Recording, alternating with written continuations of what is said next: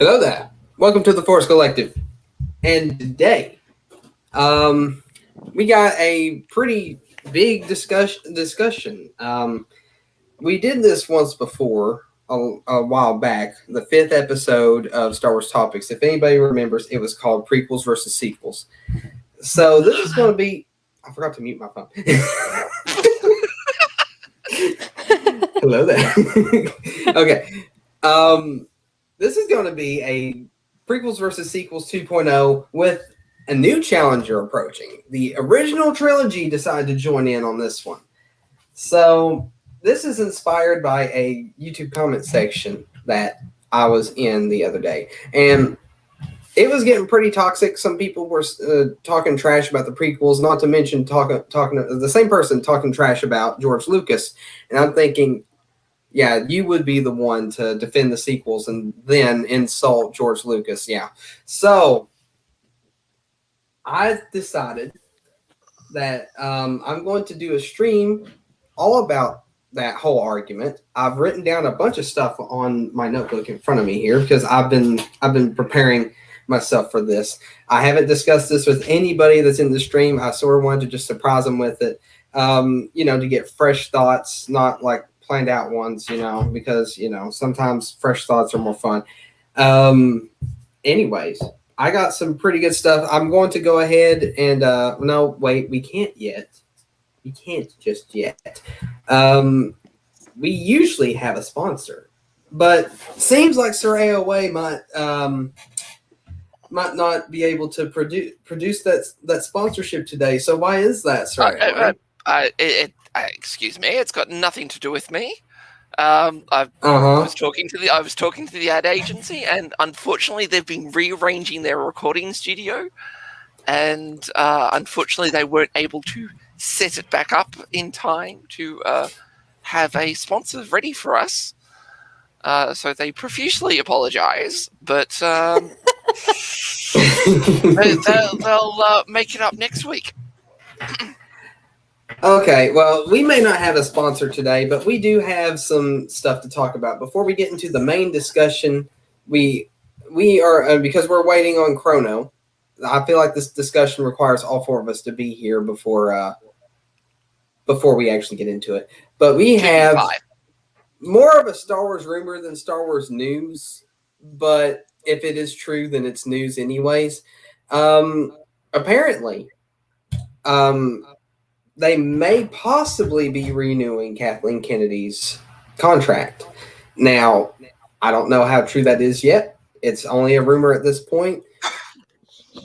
But if that is the case, it may or may not spell disaster. I don't know for sure how to take this just yet. You explained it better than I probably will, Sir AOA. You seem to know a little more about it, so go ahead and you fill us in on the details that you know. Yeah, sure, no worries. This actually came up on a Doomcock video.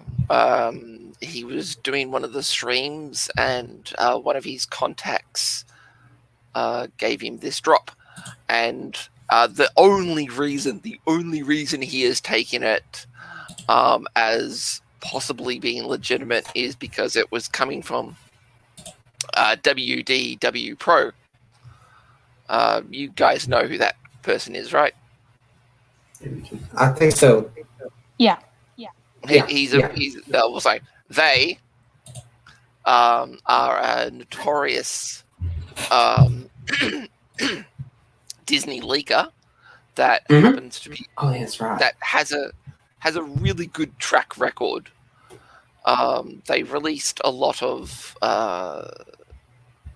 leaks from the sequel trilogy, which Lucasfilm did not like, and were constantly going, they're wrong, and they ended up being very right.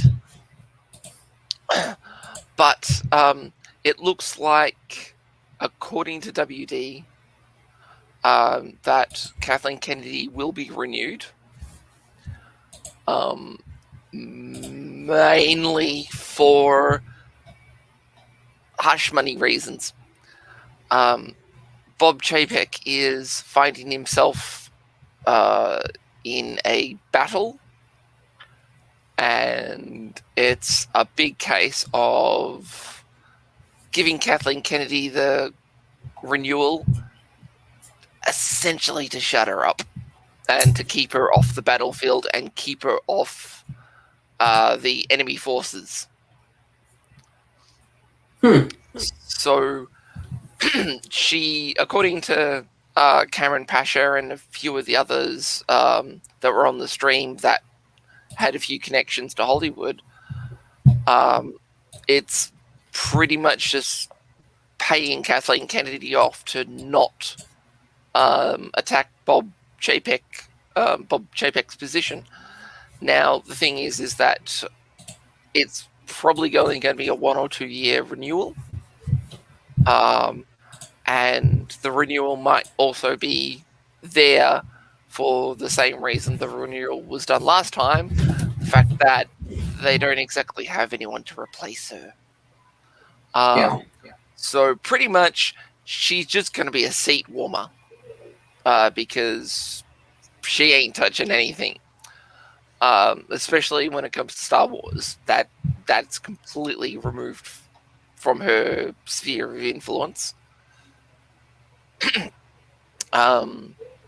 Yep. But she can still screw over Indy. If she hasn't already done it. Yep. Okay.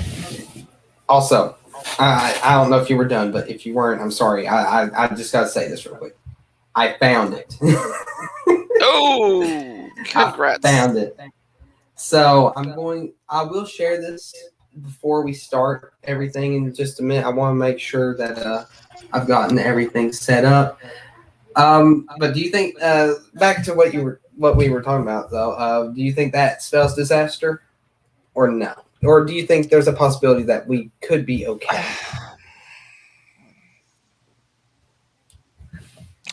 I'm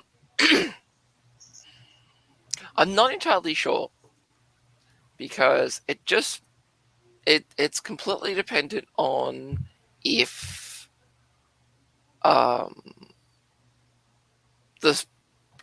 stormtroopers are still able to create stuff. Yeah. Now the thing is that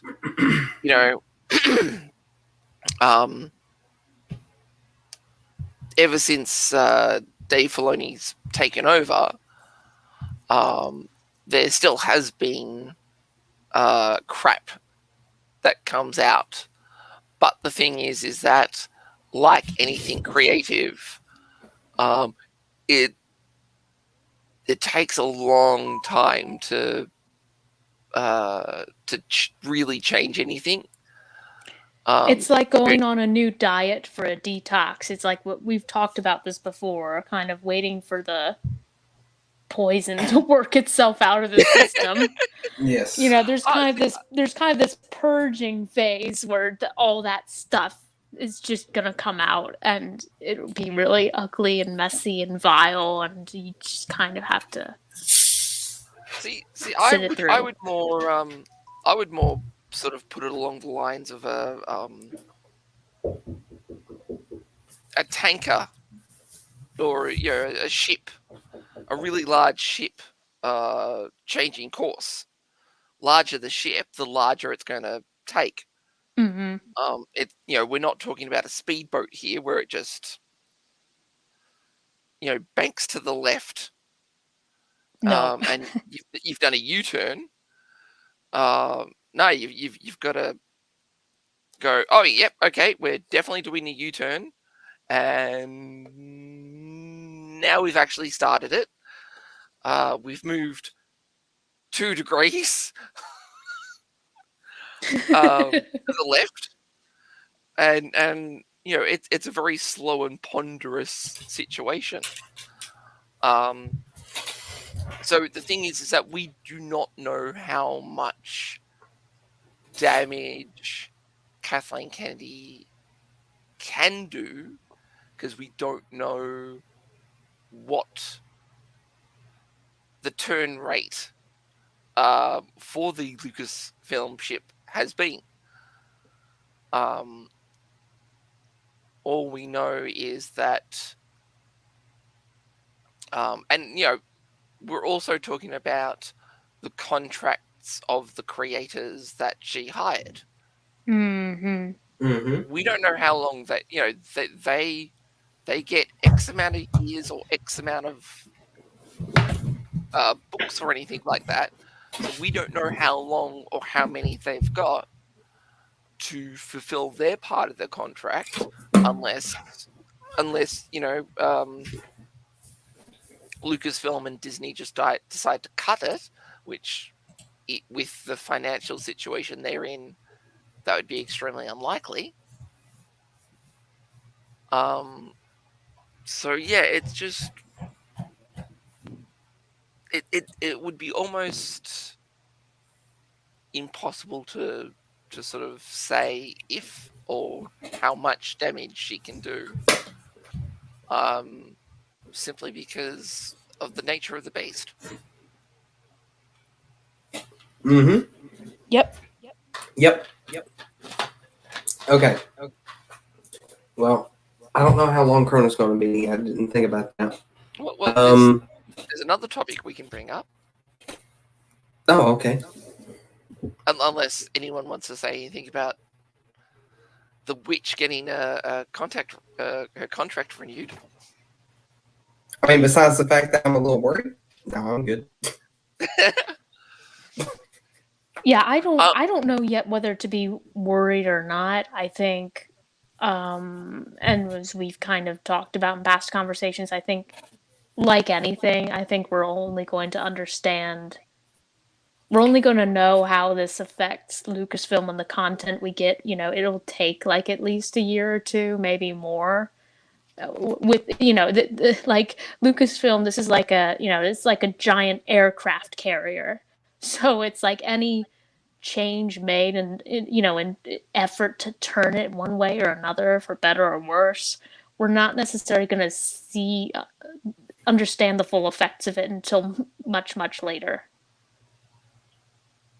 Exactly. That is 100% the truth. Like, I cannot dispute any of that.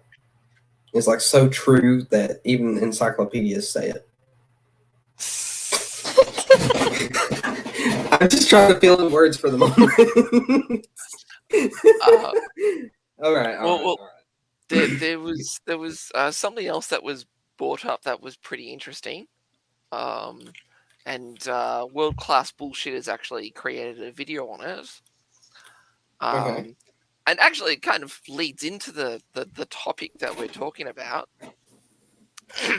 But Cartoon Network had a Star Wars marathon advertised. And let's see, come and watch these movies. We've got Rogue One, Phantom Menace. Oh God, what's the second movie called again? Attack of the Clones. Revenge of the Sith. New Hope. The Empire Strikes Back, and Return of the Jedi. And then the ad continues. The one thing that they did not release or talk about or admit that they were going to be showing was pretty much the sequel trilogy and Solo. The worst movies they made. You don't say. Well, it makes sense. Absolutely. But it's just you kind of sit there and go, man, I wish I could be a fly on the wall in that discussion. Well, see, the thing is, though, like, this stream right here is going to explain exactly why that is. That's what this whole stream is about. Why did they choose the originals and the prequels over the sequels?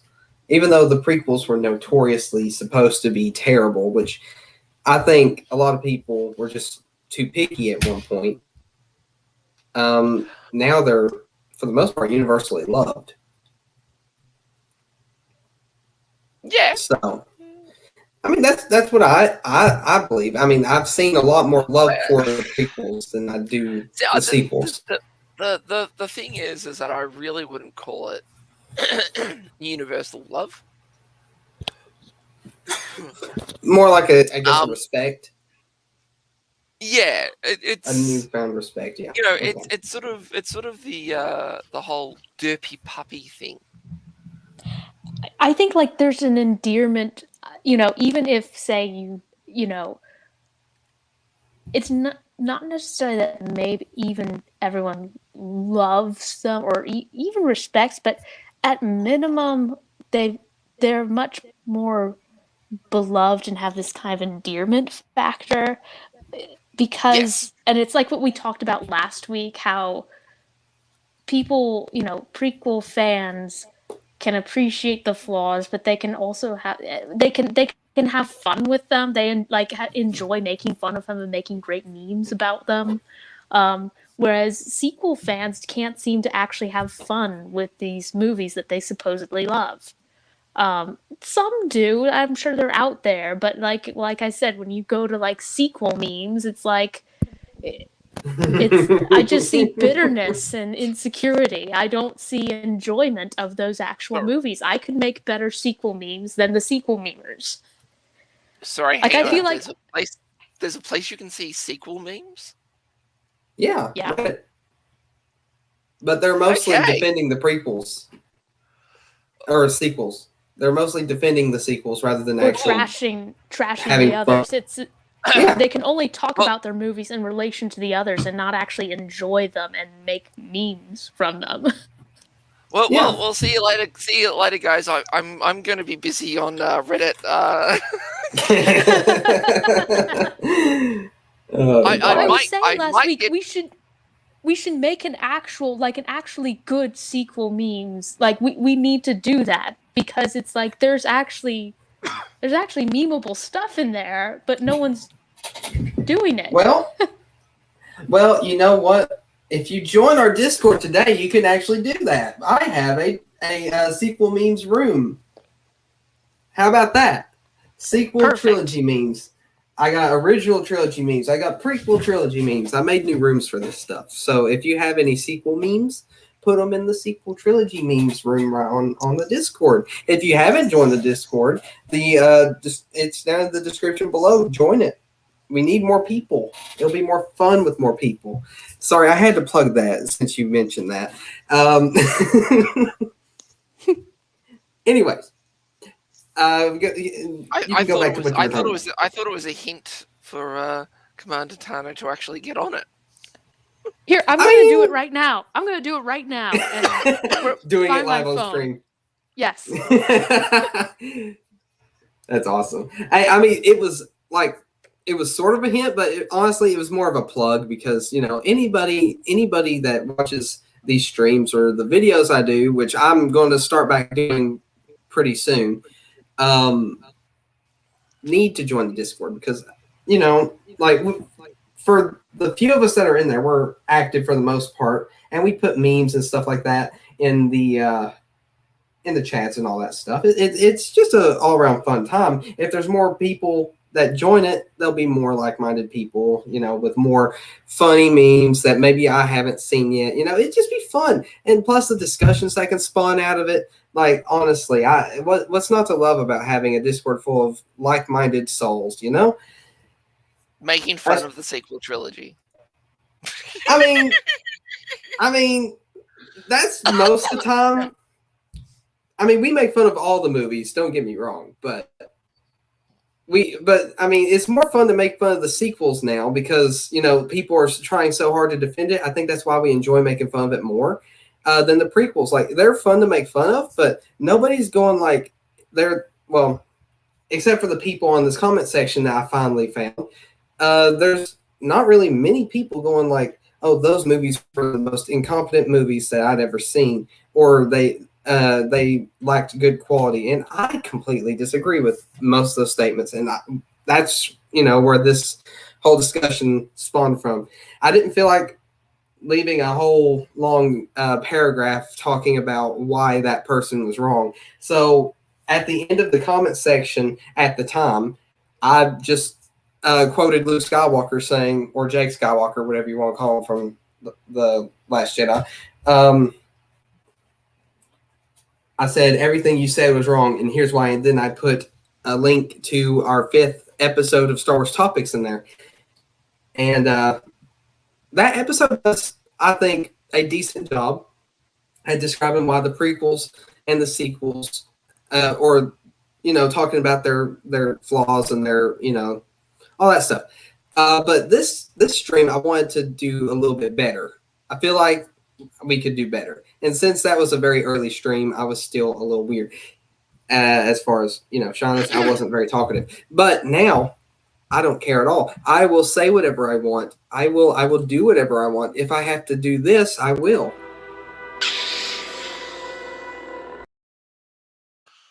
And I won't feel bad for it. Not in the least. And I don't actually mean killing kids. I mean playing the video. If I actually meant killing kids, that would be sad. Just making sure I don't get canceled by the Raylo crowd. Oh, here's a little extra added insurance. Yes! Yes, Raylo! Raylo bait. Raylo bait. Exactly. I mean, I got to get them in here somehow, So, I guess they'll be busy clicking their mouses for a little while. Yeah, I'd say so. So, I'm going to go ahead. Let me stop sharing this here. I'm going to go ahead and put that comment section on the screen here. Let's see if I can find it. Okay, this should be it right here. I don't know how well you guys will be able to see it. All right, it starts off right here with this highlighted comment right here. This whole conversation spawns off this. I remember the video I was watching now. It was the new Lego Star Wars special that they're doing. Oh, it looks pretty interesting. And I completely agree with John Kari P. I don't know who that is, but apparently they're verified. So they must be a YouTuber of some sort. Either way, this show is about to give more screen time to the Knights of Ren than the whole sequel trilogy did. That's what this whole conversation spawned from, and unfortunately, that is true. Wow. The trailer itself probably gave more screen time to them than the entire sequel trilogy. Okay, that's not completely true statistically, but the Lego special will show, like, I guess, a Lego version of Kylo Ren's turn to the dark side and how he joined up with the Knights of Ren, and I guess what the Knights of Ren are. Among other stories told throughout that special. It's not just going to be about Kylo Ren. So hang on. So Knights of Ren. Cool. Yeah, Knights of Ren. We get to learn a little bit about them through a Lego special. Think about that for a second. I get you. I take it you didn't get the joke. Wait, what joke? No, I didn't get the joke. I feel bad now. I feel bad now. What did I miss? What was that? No, you know what? I don't want to know. I feel stupid. I don't want to feel stupider by knowing. Okay. So, as I was saying about about Lego doing better at giving backstory than the actual movies did, this guy or person, I don't want to assume genders here, Cursed Grogu, says that Lego is just fixing the sequels at this point with the holiday one on this, and saying the sequels can be fixed, but wait, I'm reading it wrong. Not saying the sequels can be fixed, but still, Lego is actually making some good stories out of them, and that's true. I mean, the Lego Holiday Special, when it came out, I mean, it wasn't my favorite thing, but we got Jedi Finn, which was something that I wanted originally. But it's wanted that. Yeah, exactly. And I like Finn. He's one of my favorite characters in the sequel trilogy. He's probably the best character in for the entire trio. Second would be Poe Dameron. Third would be Rey. And we can get into why that is later. But when we're discussing the trilogies. But I completely agree with this. And Poe Dameron, I think, is the main character of this special. So that's interesting. And by the way, this is on the This conversation is on the trailer for that special. So if you haven't checked out the trailer, you should. It's actually quite interesting. I really enjoyed it. Let's see. Yeah, the unknown right here. Huh? Comment. I like unknown's comment. Yeah. There's a lot of good comments in here too. Seriously though, are we seriously going to learn what Ben's motivation for turning to the dark side is in the Lego story rather than the movies? This is truly a Disney trilogy moment. Yes. They also brought Ren in from the comics played by Christian Slater. I think that's how you say his last name. So we get to know who Ren is. I guess the original leader of the Knights of Ren, I want to say. I mean, I haven't read the comics for it. I never really felt the motivation to, because the new canon has not really interested me that much. Huh? Nor that you should have. To read the comics. That's true. You don't really need, or you shouldn't. Like I didn't need to read the comics to learn Anakin's motivation for turning to the dark side. Speaking of people joining things like the dark side and all that stuff, come on, work with me here. Okay, I'm having a hard time. I'm sorry, Chrono. You're here, but I'm trying to get you. Okay, there we go. Chrono.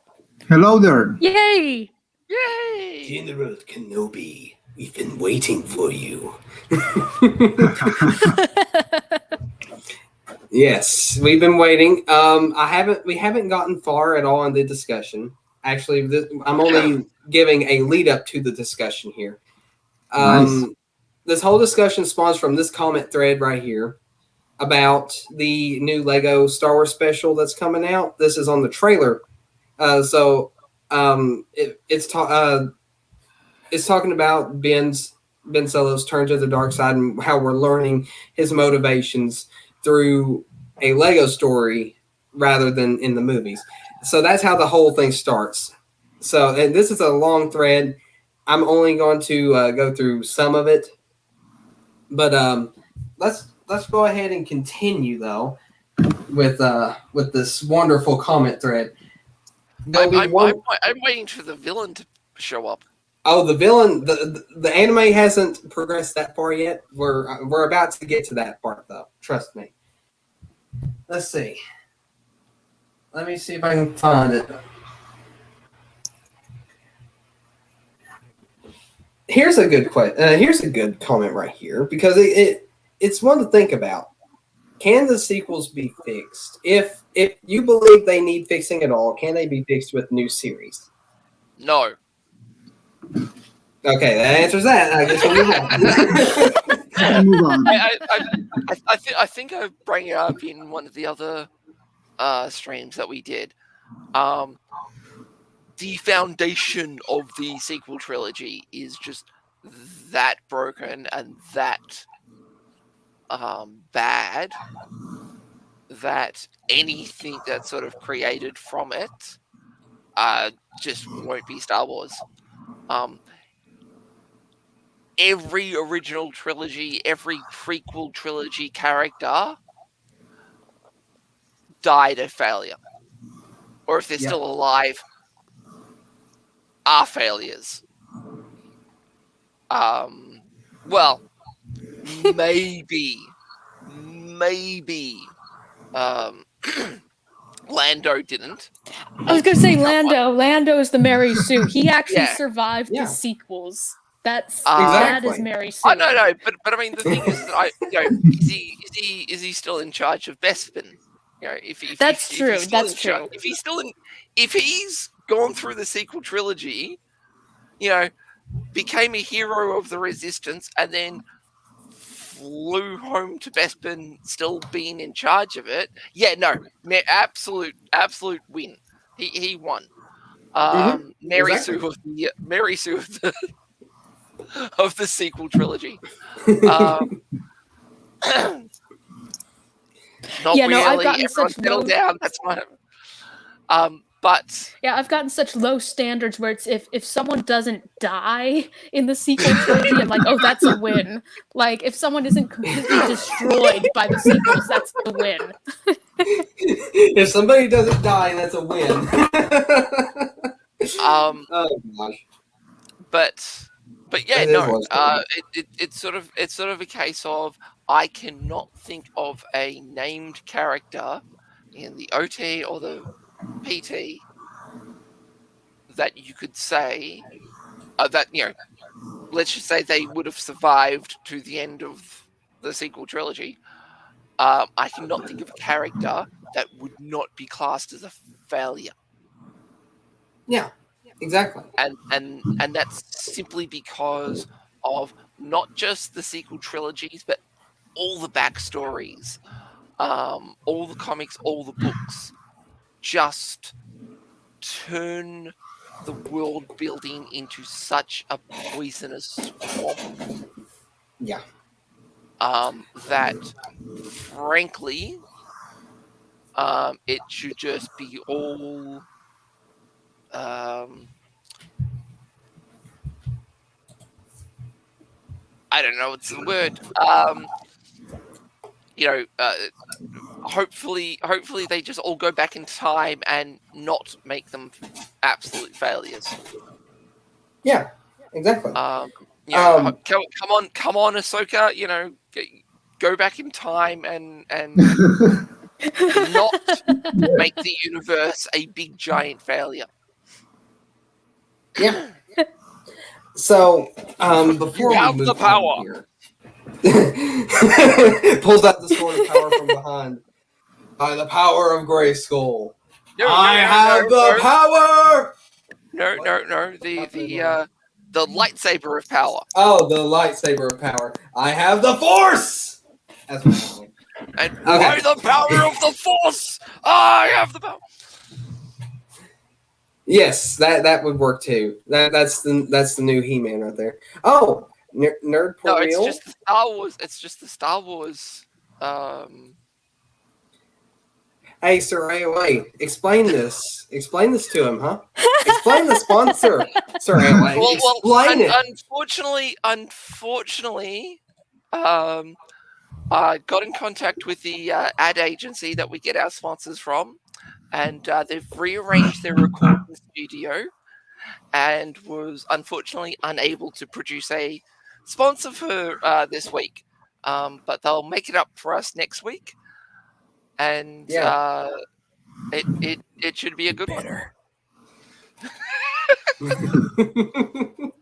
Okay. Now, no more distractions here for just a moment. I want to actually get started with this discussion. Sorry, hang on. You said no more distractions. Yes, I'm our stream.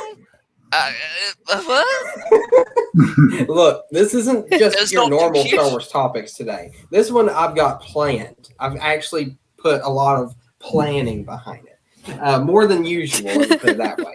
So You I sit have on a throne of lies. no, that is not true. That's impossible. Okay. All right, but seriously, this Movie is where references all the time, every day. this is where the discussion begins. Okay. Yes, I meant to sound like that. Aren't you glad you didn't make any tea, Commander Tano? Yes.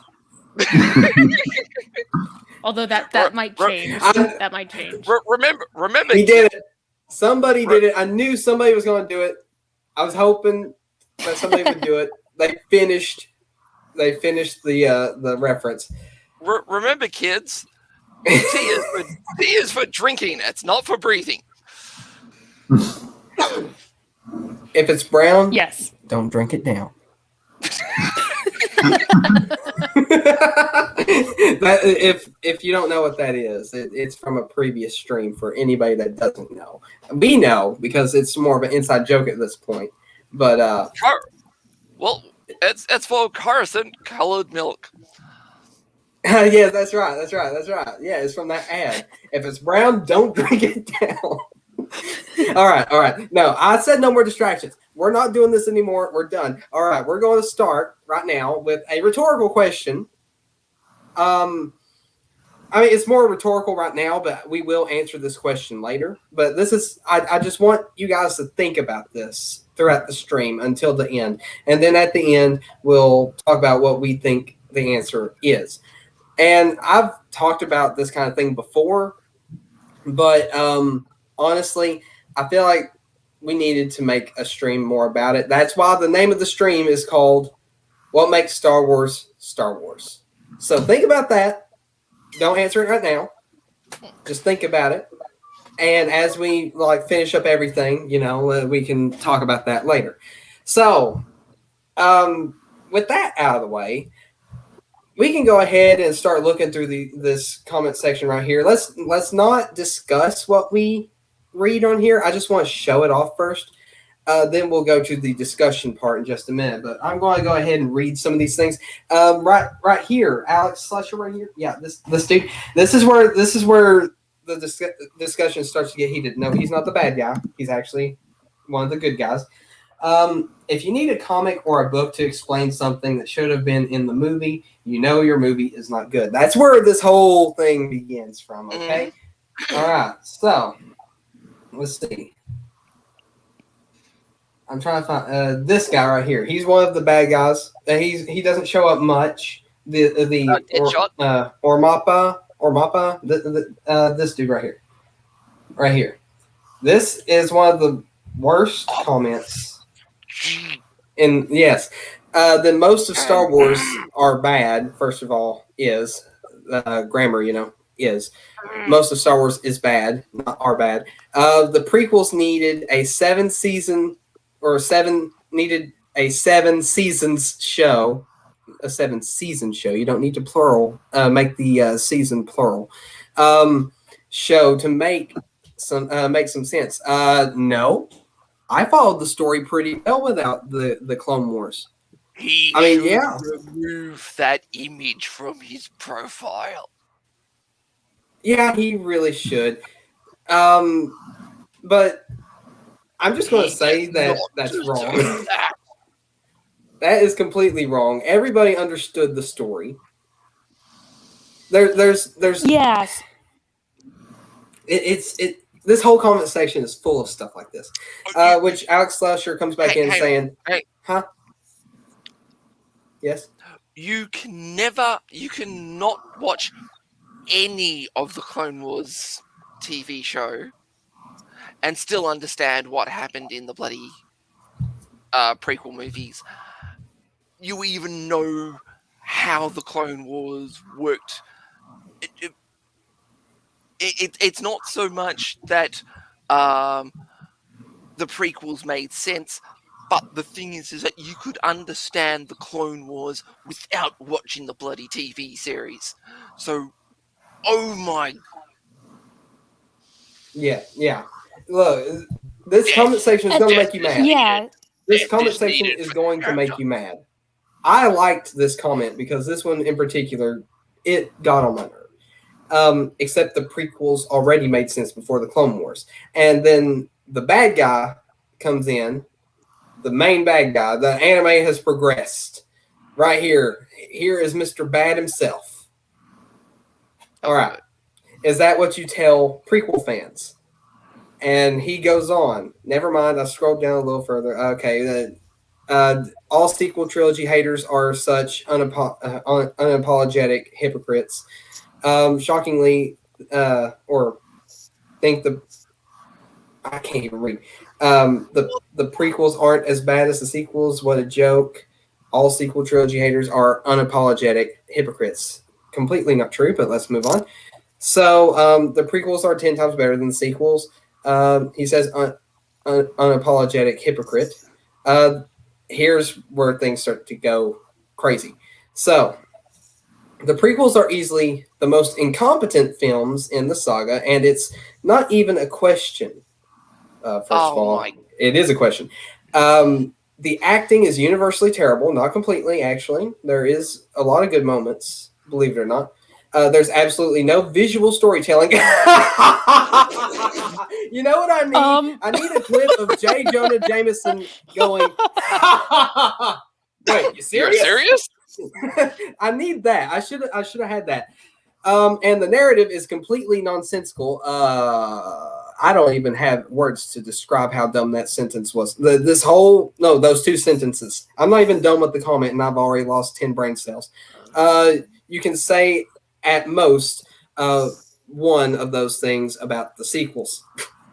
The sad thing is, though, if you can only say one of those things. One of those things about the sequels. Yes. You can say at most one of those things about the sequels. He said at most. What I should be saying is that only one of those things that he said about the prequel trilogies is false in the sequel trilogy, and that would be the acting. The acting was actually really good. It was just everything else with the sequel trilogies that were the problem. Daisy really, I think, did an amazing job. Yep. But if you're given crap, there's not much you can do with it. No. I will not buy supplemental material that resolves something that was introduced in the movie. They really think little of their customers. Yes, I agree. Alex Slusher said earlier on the comment section up here, if you need comics or something to resolve a situation that they should have resolved in the movies, then your movie is terrible. And was it? One thing I was thinking about that comment up earlier about the Clone Wars. Not the prequels needing the Clone Wars to be understandable, essentially. And let's just try and steel man that argument for a bit. Mm-hmm. I will say, I think you can watch the prequels, and you can understand everything that you need to understand. All in that self-contained universe of 3 movies, you could absolutely do that. Mm-hmm. I will say, I definitely enjoyed those movies more after. I think, frankly, if that commenter had said people generally enjoy those movies more after watching the Clone Wars, I could see maybe more of an argument there. That's kind of been my experience. But to say that those movies are not understandable unless you see that, go through those 7 seasons of Clone Wars, that's BS. The perfect example to also steel man is that when it comes to the sequel trilogy, how the hell did the First Order exist? Well, we definitely don't find that out in the movies. In the prequel trilogy, how did the CIS come about? Easy. We saw it in the films. We didn't need to be told. Yeah. We didn't need to be told in supplementary materials. The CIS came from senators in the Senate that went, yeah, no, we don't really like what's going on. Rebellion. Now, was it that set up? No, it was... was it that elaborately explained? No, but you kind of really don't need to. It's just sort of, we don't like what's going on, we're rebelling. Cool, we've got enemies now. Off to war. Yeah. That really was all that was needed. Yeah. Now, the Clone Wars did spend time on it to make it more elaborate. Yeah, but the Clone Wars was just more. Needed. That's literally it. More of everything. It was just more. Yeah. Totally more. Yeah, more. Absolutely more.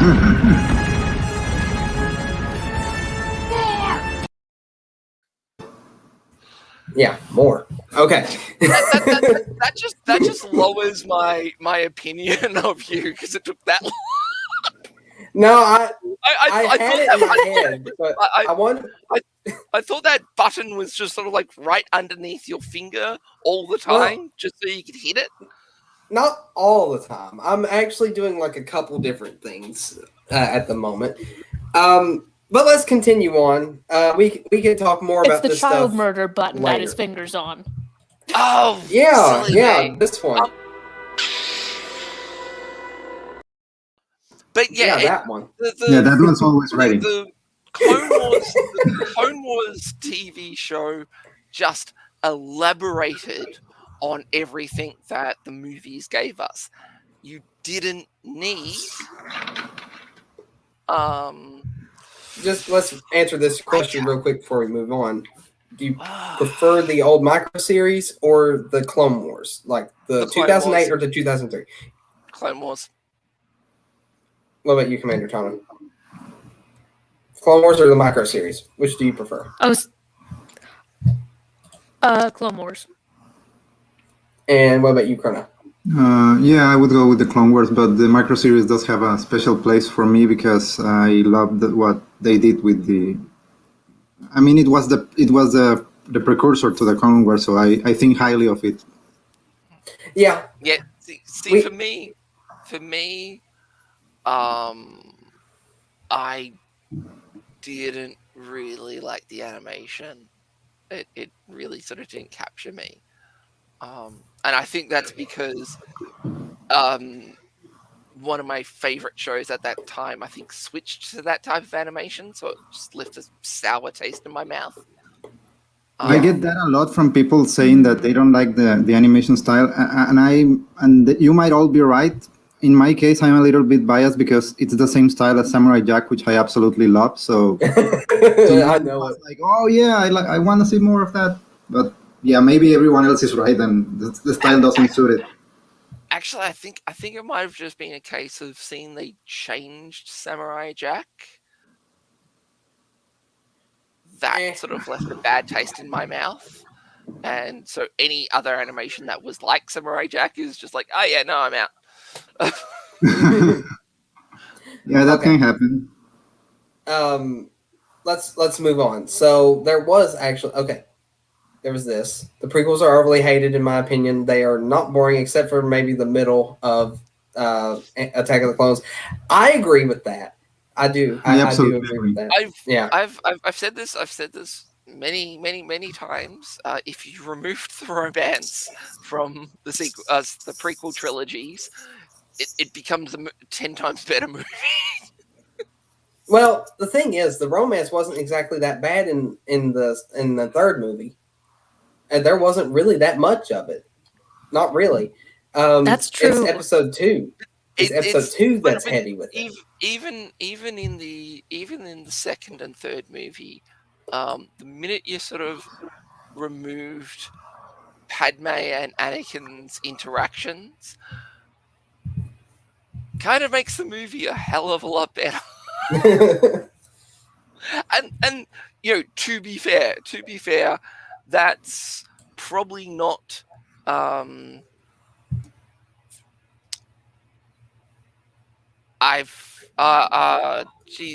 Natalie Portman and Hayden Christensen's fault. It very much was probably more the dialogue. Mm-hmm. Yeah. Actually, we'll get into that discussion a little later. I have a special discussion for that. That's a good point. Yeah. So, like I said, we're not going to go too far, or I'm going to try not to go too far into discussing any of the movies while we're looking at this comment section.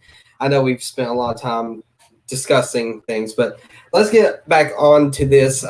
So, M. Philo, I guess that's how you pronounce his name, our villain here. You said that already. The question is, can back up that claim. The question is, can back. Okay. The question is, can back up that claim. The question is, can you back up that claim? I'm sounding like a jerk now. I'm not actually going to be mean. So the question is, can you back up that claim? This guy really wants you to back it up, and then he's like, it looks like you can't. So he's just being smart. Okay, so at least George Lucas actually cared about a story over political agendas. Let's see. First prequels were made by the Star Wars creator, so they weren't soulless. And remember soulless, by the way. They weren't a soulless cash grab like your disgusting corporate Disney trilogy that is already forgotten. Second, it built such a great lore that it was redeemed in the Clone Wars, and part of the Phantom Menace and Revenge of the Sith are still very competent anyway. No one cares about your sequel shield or sequels shield or whatever. I would slightly disagree with Gold Fake But's comment there. I wouldn't say soulless Disney cash grab. I would say the soulless J.J. Abrams cash grab. Yeah, where everything has to be 25% different. All right, this one right here. This one right here. This one we need to really pay attention to. So having a washed-up director's name attached to them is the secret ingredient to passionate filmmaking. First of all, the first part of this sentence right here is just disgusting. J.J. Abrams. Because they're not. He's not talking about J.J. Abrams. He's talking about George Lucas. Unfortunately. Oh, sorry. Oh, yes. I'm sorry. Yes, it's washed-up director's name. It seemed to resemble. Yeah. Look, first of all. Oh, go ahead. Go ahead, Chrono. No, yeah, it kind of fits J.J. Abrams and some of the maybe Ryan Johnson's too. I mean, I can't of George Lucas as washed up. I mean, what the hell? All right. So, first reason why this is disgusting is because if you're a Star Wars fan, you're not going to go insult the creator of the thing you love. I mean, you can recognize their faults, yes, but that doesn't mean you go and insult them for an argument's sake. Okay. So, because nothing else about those films was remotely passionate, okay, that is not true. Where was the passion in any of the performances? I'll wait. Okay, first of all, Obi-Wan Kenobi. Obi-Wan right there, like that. Hold on. Hang on. Obi-Wan Kenobi, Yeah. Mace Windu, Yoda, Oh, Mace Windu. Senator Palpatine. I got plenty of examples. The entirety of every single clone. Yes. And the fact that it was one actor, just why he doesn't have more work, I don't know. Hell. Also, the other thing, let's also talk about the music between the prequels versus the sequels. I'm sorry, but like I don't know what happened to John Williams when he got to the sequels, but it probably wasn't his fault. To be honest. Yeah, no, but I don't find that the stuff from those memorable. Here, whereas you still find stuff from the prequels being played in orchestras and whatever. Here is another passion in a performance. Jar Jar Binks. Hey, he did a good job. He did a good job. Like I said, passion. Yeah. Was there any passion in the performances? Yeah. Jar Jar Binks. He did his job well. The character might not have been great, but but it wasn't as passionate as They Fly Now, right? Huh? It wasn't as passionate as They Fly Now. Oh yeah, look, this is the type of passion I guess M. Philo likes. Oh, they fly now! They fly now! They fly now! Yeah, look at that passion. Yeah, that's passion right there. There's clearly no passion in this right here. You can see the pain in his eyes with that one. Actually, that is a perfect. That is a perfect scene to even show the passion that Hayden Christensen had, and actually, that's also another point. Clearly, no That is passion. Absolutely. You know, and another way to actually prove passion in the performance is that George Lucas actually created a Darth Vader suit that Hayden Christensen could be in, so Yeah. he could do the performance Yes. in that one scene. And that is amazing. I love that. That's just All for right. one scene. Just Yeah, for one exactly. thing. And the thing is that, you know, Hayden Christensen, he's the one that asked for it. He wanted to be the one in that suit. He didn't want anyone else to be in that suit. So, Yeah. Exactly. You know, props to that guy. I love that. But where was the passion? Are you blind? Are you blind? I love that. No, they'd rather have this. Take a deep breath. Take a deep breath. We're losing you. One actor played so many different characters, and they all felt different and unique. Mm-hmm. And that was from one guy. Yeah. Passion. Yeah, there's passion right there. Absolutely. Look, I hate to cut you off, but we're an hour into this, and we haven't actually gotten into the long list of things I've gotten here. I've got a whole list. I'm not joking. It's a long list. We need to get this. We need to get this Philo guy on stream just so we can debate. All right, so let's continue. At least you admit it took seven season show to bring the prequels up to something approaching serviceable, but on their own merits they remain garbage. Pretty hilarious of you to claim the sequels have been forgotten.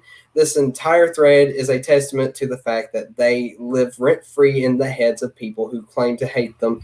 People like yourself are ensuring they won't be forgotten, and I appreciate that. Please keep reminding us of how much a bunch of children's films ruined your life. Children's films. Okay. We can already say that nobody admitted to this. You're just trying to be a smart aleck. But we didn't admit, nobody admitted that it took 7 seasons of a TV show to bring the prequels to a serviceable state.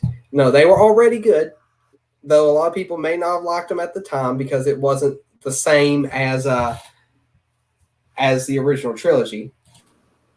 But they were the brainchild of the creator, and the creator put his heart and soul into the whole thing. You can see that because, first of all, he doesn't do anything to disgrace any of the characters. He doesn't just throw these characters in for fan service. No, he tells the story the way that he intended it to be told.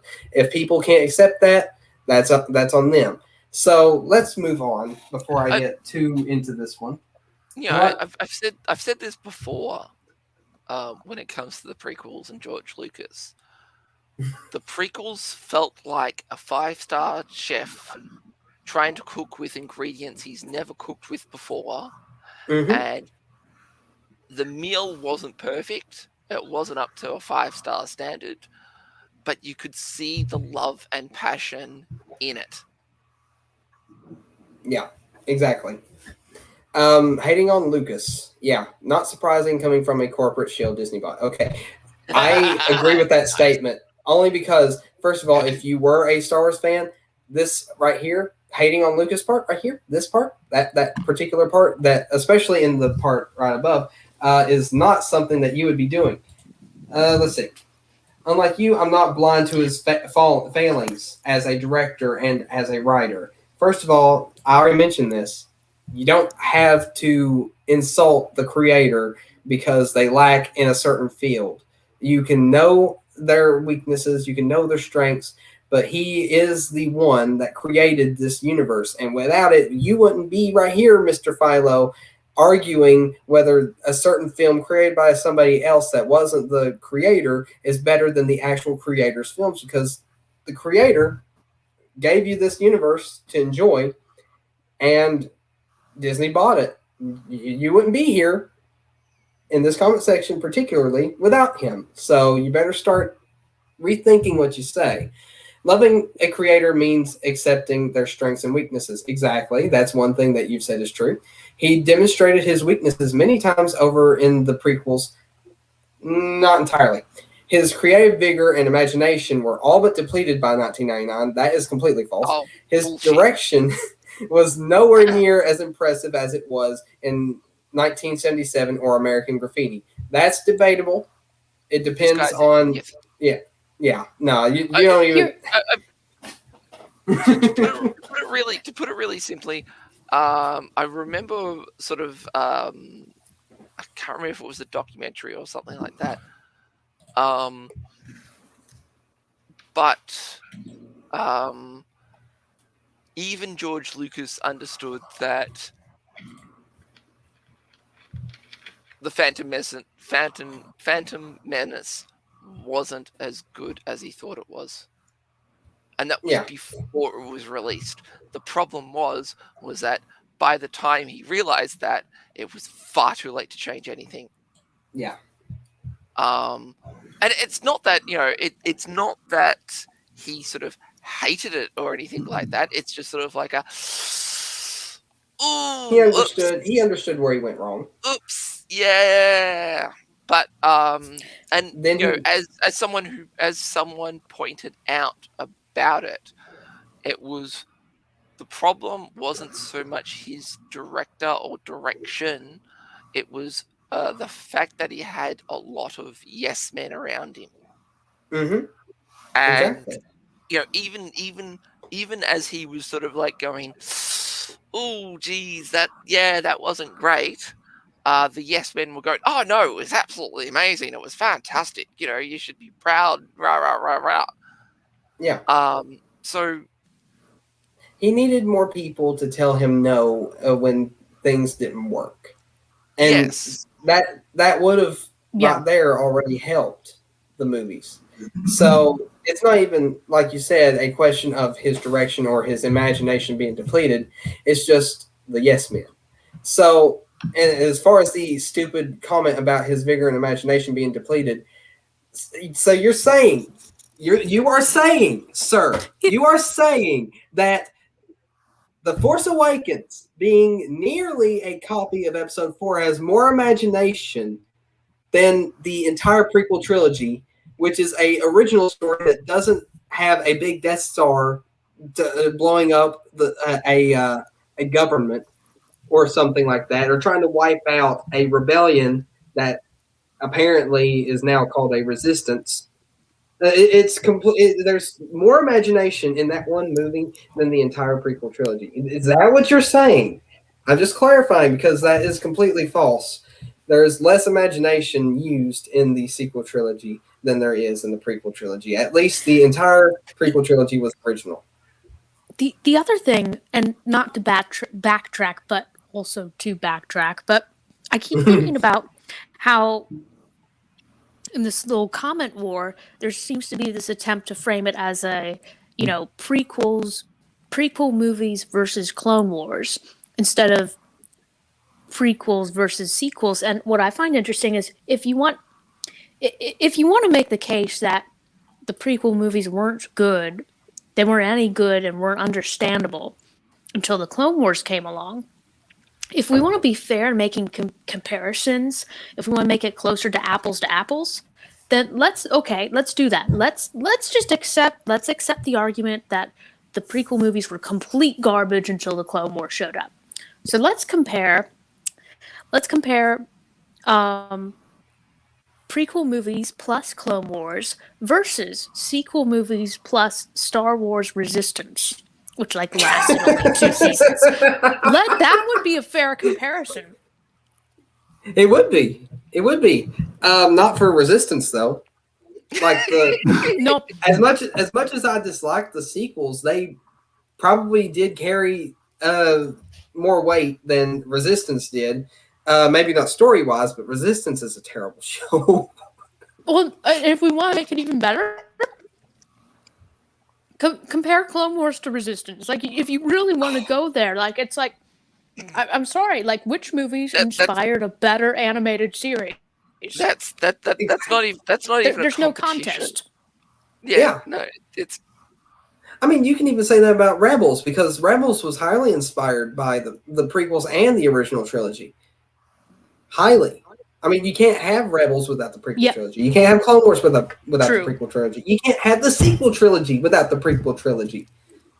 Because without the prequel trilogy, you won't know anything about all these events that led up to the rise of the Empire. You won't get that comment that Luke made in Episode 8, or Jake, whatever you want to call him, about how the Empire rose underneath the noses of the Jedi and talked about who trained Darth Vader, all that stuff. It's a small comment in the movie, but it's still one leading back to the prequel trilogy. Nobody's going to know about that. It's just going to be something that's untold. And plus, the only good Star Wars you'll have is the original trilogy at that point. You wouldn't have Rebels. You wouldn't have the Clone Wars. You wouldn't have the prequel trilogy. So that already cuts down most of the good content that we've received, and not to mention the Mandalorian, which also takes away a little bit from the prequel trilogy era. Oh, especially Attack of the Clones. Yes. Yeah. Yes. I one thing I really appreciate about the Mandalorian, and it was like, you can watch that as a standalone thing and not have seen any of the prequels. But if you are familiar with Attack of the Clones, you appreciate there's a lot more. You can enjoy the Mandalorian much more if you're familiar with that. Yep, exactly. All right, so let's go ahead and continue on here. So, and it's frankly pretty hypocritical of you, who hasn't yet to form any kind of reasoned response to anything I've said, to go calling me a bot. You, who, along with almost every other brain-rotted Star Wars fan, who all shared the same opinion on every Star Wars movie made after your childhood. Sequels bad, prequels good, Clone Wars good, originals overrated. Okay, no, that's not true. Nobody says the originals are overrated. Yeah, like that's nothing about your attitude towards Star Wars is unique. You're all a hive mind, and I haven't hit read more, who couldn't make an intelligent observation about any of the films in the saga if you tried. You don't even know the first thing about filmmaking. Apparently you don't, but I'll save that comment for a little later, because you make a comment right down what here. I'd say to that is, so what? Like, can we get him on for a debate? Most of us don't, and we still cannot have an opinion, can we? I mean, apparently not. But apparently you're blind to corporate soulless cash grab fan fiction. Okay, I mean, I get what this guy's going for. You don't have to add that many adjectives in one sentence to describe Yes, this, you do. okay? Yes, you do. A soulless cash grab is okay. But I mean, yeah, it's also corporate fan soulless fiction. cash grab fan fiction. Absolute best description. Whatever, okay, whatever. And I didn't say prequels were perfect. No, they are not perfect. They are far from perfect. No movie is ever perfect. But the world building was far, far better than anything done in your Disney cash grab travesty of Star Wars. This guy just likes replace Disney with J.J. Abrams.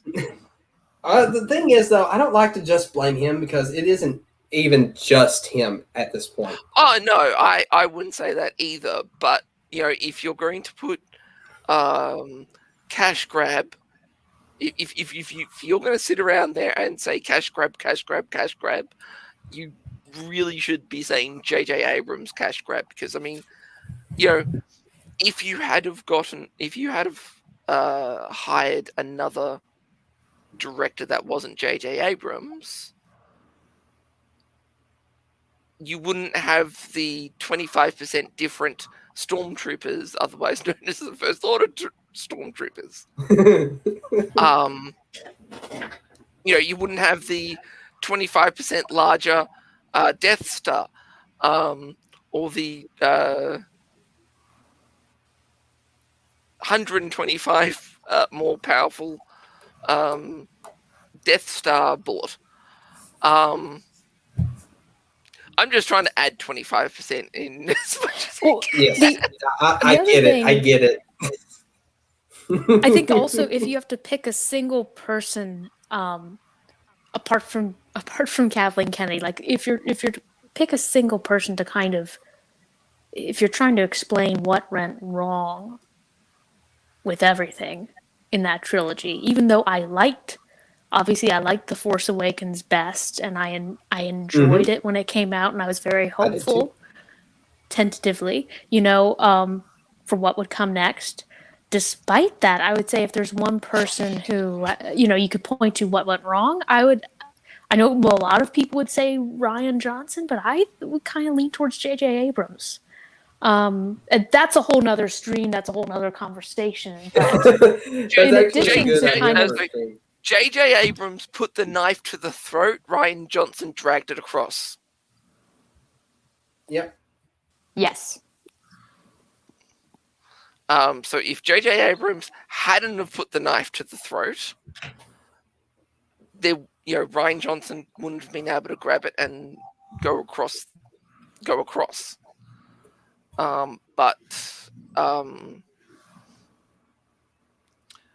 You could almost say, J.J. Abrams set up the kill shot, but Rian Johnson actually took the shot.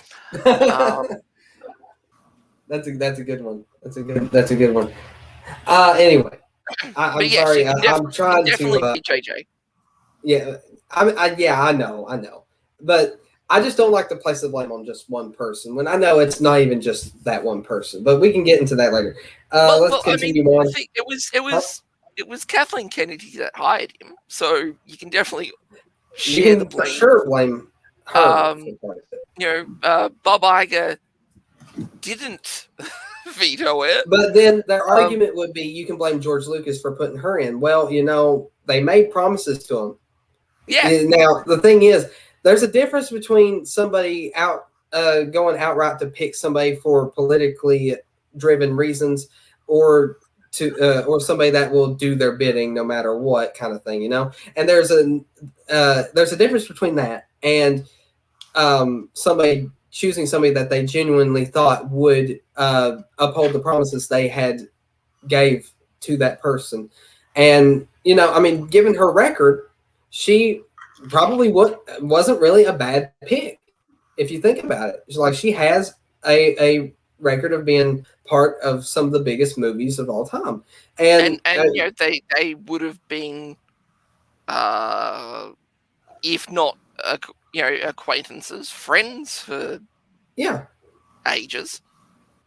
Yeah, true.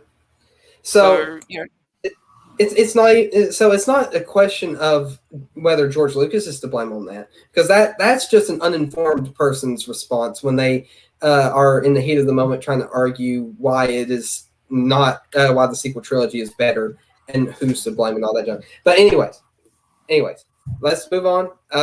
We're already an hour in, and we haven't even gotten to what my list. We have not even touched the list yet, and I've got quite a few things to talk about. So let's finish. This is one of the worst comments that he made, and it's also one of the dumbest ones. It's always about the world building, isn't it? Well, first of all, before I finish this comment, yes, world building is important. World building is very important. That so important thing that nerds seem to value above everything else. I think I'm doing a good job at imitating his condescending tone. Acting, direction, cinematography, editing, none of these are apparently as important to the quality of a film as how many underdeveloped, generic locations you can cram into one movie. The generic, underdeveloped locations, that came from the sequel trilogy, not the prequel trilogy. I can even explain why you're wrong. I don't even have to try. we can go into Naboo. We learned that about the feud between the Gungans and the humans on Naboo. Because one thinks they're better than the other, or whatever, or the Gungans are just being a little petty and thinking, oh yeah, they think they're better than us, so we're going to hate them. But that's world building. We learn about the actual world and the politics of that world. It not even just the politics, but we learn what's going on in that world. Let's talk about. Me thinks he thinks world building just means building worlds. Yeah, I think that's what he thinks it is. We're here to correct you, though. Lucky for us that, or lucky for you that we came along. Anyways, but if you take a location like, I think Canto Bight is probably one of the most developed locations, unfortunately, in the sequel trilogy, and that's not even that important. The most world building we got from the sequel trilogy was from Canto Bight, in my opinion, or Octu. Those are the only two locations you got any world building from. Crate, and you salty. It's salty. Yes, I did. Look, I would have thought it was snow. Oh, but he tasted the ground, which go to a planet and put the whatever substance is on the ground in your mouth. Oh, it's salt. Great idea. Couldn't have been anything else, right? But Crate, I would say, poison. yeah, it could have been. It could have been phosphorus. Exactly. Yeah, I mean, you never know what you're putting in your mouth, especially in the sequel trilogy. I mean, come on. There's not enough world building to know anything about the planet. Canto Bight did give us a little bit about the politics of the sequel trilogy era. And, I mean, it's just basically saying that everybody's corrupt. There's no one side that's perfect. And that's literally the only world building we got. That it's a big gambling planet. We didn't get any information about what actually lives there. We know that they do these, I guess, Yoda horse race things. I don't know. They got long ears like Yoda, and they're supposed to be like horses. I don't know. But we learned they race those in a derby. We learned that everybody there is corrupt and rich, and that most of those people work for both the Empire, or the First Order, not the Empire. That's a disgrace. The First Order and the Resistance. And that's all we get from there. Octu, we learn about the past Jedi Temple that is still, the ruins of that Jedi Temple. We will learn a little bit about it and its caretakers. And we get a little bit of, no, I don't know if the temple that got burnt down by Ben Solo was on Octu or not. Was it? Do you guys know? Or was that on a different? It wouldn't be on Octu because. Oh, that's right. No, it wouldn't be. Jake Skywalker fled to it. That's right. Yeah, you're right. So we don't really learn anything about any of the locations. Like, what was the name of the planet that the New Republic had occupied? Because it wasn't Coruscant. I'm pretty positive. No, it wasn't Coruscant. Yeah, we don't learn anything about the New Republic. Nothing. All we knew is that they had a fleet. And guess what? Fleet go bye-bye. Got blown up by Starkiller. So, world building. I've already explained why you're wrong about that. And I can go even further in. Actually, I probably will later when we get to the second topic, or not second, but the third topic thing that we got to talk about. It's not a topic, it's more of a subtopic. 4 hours. It might be. It might be. Hopefully not. All right. So let me reread the underdeveloped part right here. Okay. None of these things are apparently as important as how many underdeveloped generic locations you can cram into the movie. Grassy Naboo, Oceanic, Camino. Actually, we learn a lot about Camino. Maybe not directly in the movie, but it does leave you to wonder why it rains so much and whatever happened to the planet. You do learn about that stuff, probably in outside media, but you do get to learn a lot about these planets just from the movies themselves. Volcanic Mustafar, Metropolitan Coruscant. You actually learn about a lot about Coruscant. You spend a lot of time at Coruscant. There's a lot of world building there. And Mustafar, you may not learn that much about it because it was in one movie, but you do learn about, I guess, what goes on just from looking at the stuff that goes on in the background. They harvest lava. They have a bunch of facilities there that deal with that kind of stuff. Not to mention that it was also the place where the Separatists were hiding out. They must have. I can't really go that far into it right now because I just want to get through this. But this guy continues. Such a plethora of new planets, but so little to them, or so little of them is actually developed in the films themselves. The extent of world building begins and ends with the planet's single ecosystem, some architecture, and maybe a few alien designs. Nothing about the planet itself or its people. This world building you speak of is skin deep. There is no more substance in that to it than there was in either the original trilogy or the sequel trilogy. That is completely wrong. You learn a lot about Tatooine just looking at Tatooine in Star Wars Episode 4. You get a little more of it in Episode 6, and then in Episodes 1 and 2. Tatooine you know what? I'm sorry to interrupt, but you know what? It's funny that he phrases it that way because he was complaining earlier about not having visual storytelling in the prequels, and that is exactly the way we learn the stuff he says we don't about these places. We learn by looking at them. The movie is not set so that we have 2 or 3 characters talking, explaining how things work in their worlds. We just see it, and we get it from seeing it. Chrono. He's really dumb saying that.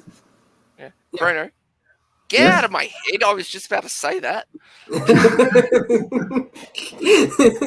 See, the thing is, if you want to talk about non-existent world building, let's go ahead and talk about Takodana. It's literally a full. It's also underdeveloped with one ecosystem by the looks of it. It's a forest planet that I guess is supposed to be like Tatooine, I'm guessing, but a forest version. I guess because they wanted to recreate the cantina scene, so they had to put Maz Kanata's castle in there with a bunch of different aliens, I guess from both sides of the war, First Order and Resistance, because apparently they're spies, 2 different spies one from each faction, both hiding out in the same place at the exact same time, waiting for the same people to show up with the same droid that they're looking for. Actually, I just realized this. But for such a busy cantina, where's the parking lot? Yeah, where's all the ships at? Because there was a lot of people in there. Now that you say it like that. Yeah, I mean, I'm just sort of thinking about the scene, and it's just sort of a case of there should not have been that much forest around the castle. There really shouldn't, because, how... I mean, if it was in the middle of a city, you could understand why it would be so busy and not have a lot of ships around it, because, people have their own homes and all that type of stuff. Mm-hmm. But for something to be in the middle of bloody nowhere and be that busy, and there's not a parking lot. Yeah, it's like, how do you get there? Well, this is going to bother me for a long time. But hang on, that's right. That's right. It was in the sequel trilogy movies, and they don't write that type of stuff. They don't do world building. Yeah, who needs world building, right? You don't want to learn about the planets that you're on. All you know about Takodana, it's a forest planet with a castle. That's literally and no parking lot. Go ahead, Commander Tom. What I love about that comment, the bit about, like you maybe a few new alien designs. It's like maybe. What I love, and obviously you see so many people have made, whole diagrams explaining this, but what I can't get over with both the with Maz Kanata's castle and that cantina scene, and also the Canto Bite kind of cantina scene, is that you've got so many aliens where it's like they just kind of put a face on a potato, basically. Compare that with kind of the prequel designs. Senate. But the other thing is that, like, take Canto Bite. It's like all that you see some different aliens there, but all you know is like, and Rose basically says, well, these are a bunch of evil rich people. And that's all you know about them. That's it. They're just some evil rich people who deal with the First Order. Okay. Oh, and child slavery. You learn about child slavery. Woo! Yeah, and they enslaved children and Yoda horses. So yeah, they're bad people. So they're bad people who are rich and enslaved children and Yoda horses. Okay, that's all you know about them. What I appreciate about the prequels is actually you're introduced to different alien races, and they each have different political stakes in the universe. They're not just this one amorphous collection of, these are just the evil aliens. People. Yeah. Like, it's like you're introduced to Kamino and the Kaminoans have their own kind of take on the conflict and the stakes in it. You're introduced to Geonosis. I like that you get to see more of the aliens as kind of distinguished, distinguishable races of characters, instead of like, okay, we're going to give you this one scene where we'll show you all the aliens in this one building, and they're either just they're all part of like one group. Like, here's the evil rich aliens, or like in the or like in Maz Kanata's castle. Oh, here's some resistance aliens, and here's some First Order aliens. That's it. It's like you don't. That's all. That's the extent of the exploration with that. And they don't. And those aliens, they don't control their own planets or have their own cultures, or kind of, what I mean? Like, there's no identity to them really, apart from, okay, here's Star Wars fans, here's your Toke alien scene now, and then back to the scenes that are mostly, almost exclusively of humans. Yeah. Well, I mean, the thing is that with all those things that you were talking about, if you popped off the aliens' heads and just stuck another head on it, or a human head, it would change nothing. Absolutely nothing. In the sequel trilogy.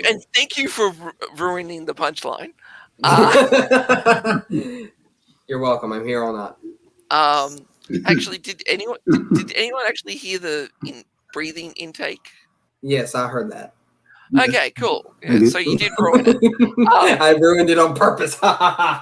Nobody can tell. Well, no. See, the thing is that I know my Blue Yeti microphone would have picked it up, but I'm using my headset at the moment, so it's like, oh, shit, hang on. Oh no, would it actually pick it up? I got no idea. But I mean, if you just popped off their heads and planted human ones, nothing would change. If you tried to do that in the sequel trilogy, well, you would have some really weird flying aliens with, bug bodies and human heads. Yeah. But you could have easily done that in the sequel trilogy for pretty much all of the aliens. Except for maybe, that rich alien that goes, ah! When the Yoda horses try to trample her. If it's a her.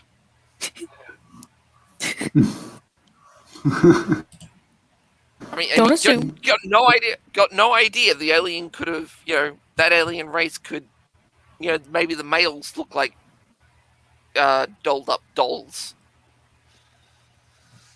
Who knows? Yeah, who knows? All right. But we're about to the end of the thread where I stopped. I replied to this dude. I said he's I guess continuing with somebody else. I don't remember what the context to the yes is, but he's saying yes, they were. I'm assuming he's saying that that the prequels were bad or whatever. I don't know. I'd like to see you argue that they weren't, and that's when I jump in. That's when I jump in, and I'm like, all right, here we go. Things are getting real. This right here is for you, sir. Every word of what you just said was wrong. Yeah, that right there, that was for you. This is an older stream that I linked in the comment. I said I'll do an updated one soon. I plan on probably replying to this comment right here with this stream and putting it right down there underneath, just to show that I actually went through the trouble of creating a good argument. But yeah, so I'm sure not many people would have went this far as to give a really good argument as to why they're wrong. But, I'm glad that I'm doing this because this is fun, first of all. Second of all, I like proving people wrong, especially when they make dumb comments like this one right here. Calling all the planets in the prequel trilogy underdeveloped and the world building being skin deep, that right there, no, that does not sit well with me because world building is very important. And as much as he wants to talk down about it, he's completely wrong. He's saying that acting, the direction, the cinematography, the editing, none of that is that good in the prequels, apparently, to him. It's apparently all about world building. So now that we've went through all that, I'm not going any further because we've already spent way too much time on this. Can you link it to me? Link it to you? Yeah, I'll link it to you. I'll do that in just a minute here. I'm going to stop sharing the screen here. Because we're done with that. Finally, the cancer is gone. It's still there. It's still there. No, it's not there. No, I don't know what you're talking about. It's gone now. No, instead, our eyes are graced with this. Oh, I know what Star Wars really is.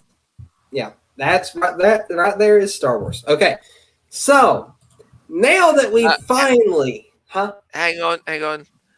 Okay. Is everyone seeing just a black screen? I am. Yeah. Black screen. You only see a black screen? Oh, there it goes. Yeah. Oh, okay. Okay. Yep. Okay. All right. The universe heard me and went, oh, oops, sorry. All right. Now, to be fair with the M Philo person or whatever, you have your right to your opinion.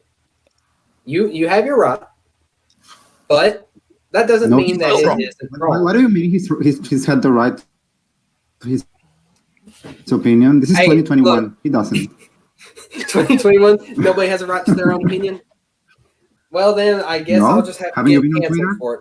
Oh, dang it. All right. See you guys in maybe 10 years when everybody forgets about me being canceled.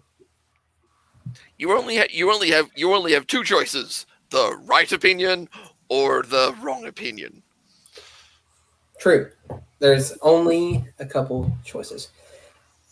Anyways, hang on. Even better.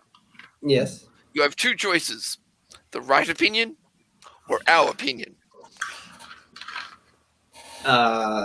Wouldn't the right opinion not be their opinion though? Oh, wouldn't it be better? Wouldn't it be better to just say two choices: my opinion or my opinion, not your opinion, basically. But you have to have that veneer of openness to the marketplace of ideas. That's the thing. It's like you still have people who like it's like they want to restrict debate and discourse, but they also still want to pretend that they're open-minded. Yeah. Hence, right opinion or our opinion. Hang on a second. Can we have just a minute break? I'm just going to quickly grab a drink. Yeah. Well, we can take a quick break real quick just for a minute. I need to get me a drink too because I've talked a lot and I need a drink. So we're just going to take 30 seconds of a break or something like that. I don't know how long it'll take us. I'll put on the little 30-second video here. So yeah, we'll be right back in about 30 seconds.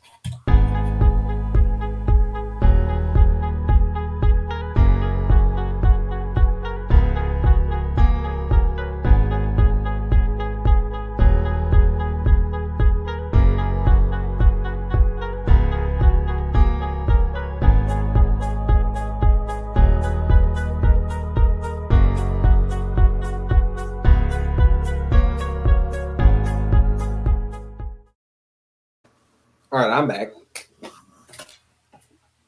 I'm enjoying my tea Yeah, you better enjoy it while you can before for now. Before you.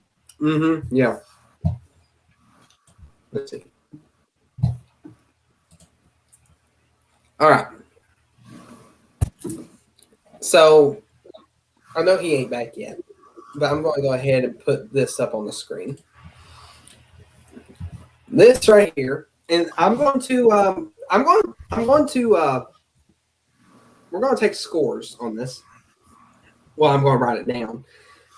Which trilogy has these specific things? And no, this isn't set up to make the sequel trilogy fail.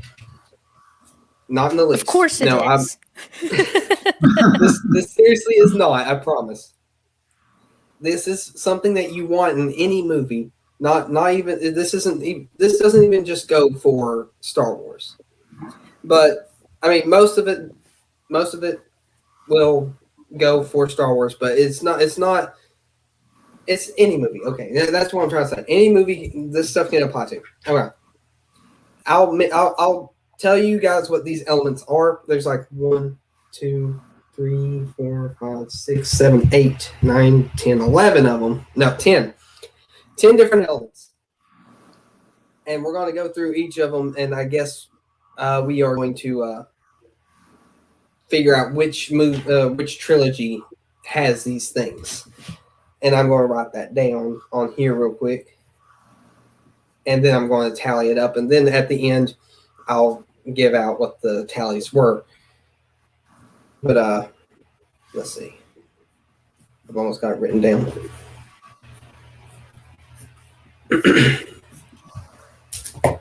And I got my drink. So earlier this week, I had I was figuring out my course schedule, and I had an advisor be like, hey, you could really take this course, and we were trying to find people to fill it up. It's on Thursdays at 6, like 6 to 8, and I'm like, I know. I have this thing that I've got to do, and it basically was like, it almost was like the scene in Clone Wars of Anakin trying to sneaking off to get to call in with Padme every so often. That whole bit between him and Rex, like, what thing? We don't have time for that thing. It was like, but yeah, this stream is basically Padme for me. And like, and law school, that was very 2021 is of the you. Jedi Order. Yes. I get that. I get what you mean. I get that feeling. Honestly, I feel about the same. Maybe not to your extent, but like Thursdays at 6 o'clock is my time to just sit down and talk about Star Wars. I don't get to talk about it with many people much anymore. But this is my time to finally get to talk to the people that I really wish to talk to about this stuff. And so I get that feeling because the rest of my week is usually filled with everything else.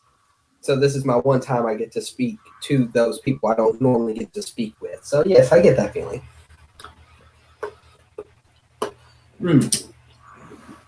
Yeah, it's the same for me here.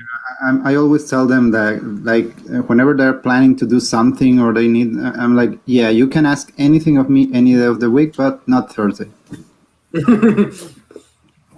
Well, I'm glad that you take these streams to that length, or hold them to that much importance in your life. That makes me feel pretty good because I love spending time with you guys. I love talking to you guys about this stuff. It's quite fun. Yes, it is. Back. Yeah, you're back. I can stop eating my piece of dark chocolate that I'm eating. I like dark chocolate. It's really good. It's supposed to be good for you, too. Yes. But the question is it truly dark chocolate?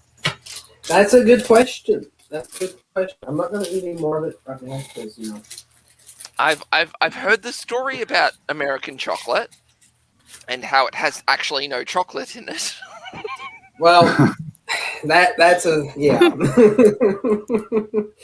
Well, I can't say whether it does or not.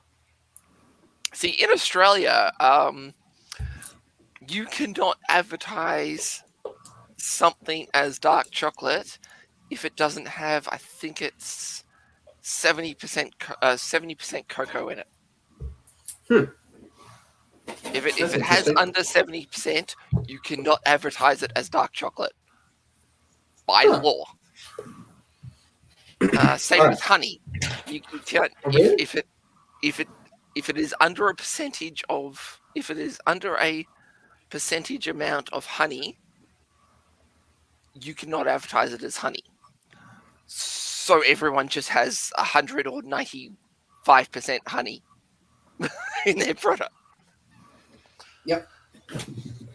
All right. So I explained this to everybody else. I'll go ahead and explain this to you now. So this next part is about the important elements that are needed in a Star Wars movie. So I've gotten 10 different ones. I think it's 10. I don't think I'm counting. Written down. And we are going to tally up at the end of this discussion how many of these the original trilogy, prequel trilogy, and the sequel trilogy had, and we'll give out the score. It is not set up to make the sequel trilogy fail. These are all universal for any movie. So, without further ado, I'm going to mention all of these, and then we'll discuss it. So, number one, and they're not in any particular order, it's just the order in which I thought of them. World building, number one. Number two, good storytelling. Number three, good cast, a strong cast, whatever you want to call it. Number four, a plan. 5, good direction. 6, good production quality. 7, good character development. 8, not depending on outside content. 9, good characters. And 10, the movie lets you feel rather than tells you how to feel. Now, that one I'll explain later. I mean, it's sort of self-explanatory, but at the same time, I'll explain what I'm talking about in a little bit. I'll give an example, rather. Okay, so we can go. We've already sort of talked about the world building, so we can go ahead and not give a point to the sequel trilogy on that one. The prequel trilogy did earn that point. The prequel trilogy earned it. Now, the original trilogy, we can give an example of their world building. We didn't learn much about Alderaan because, first of all, we didn't go to Alderaan, but we did learn a little bit about the politics of. Hang on. That. We learned a lot about Alderaan and how well it blows up. Well, the thing about that is that's not the kind of world building. It's more of world destruction. But I mean, you call it what you want. I call that destruction, sir. No,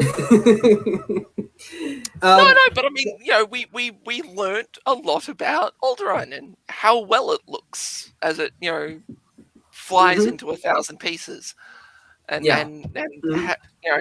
the brilliant colors of the red and yellow of millions of people being incinerated in 5 seconds.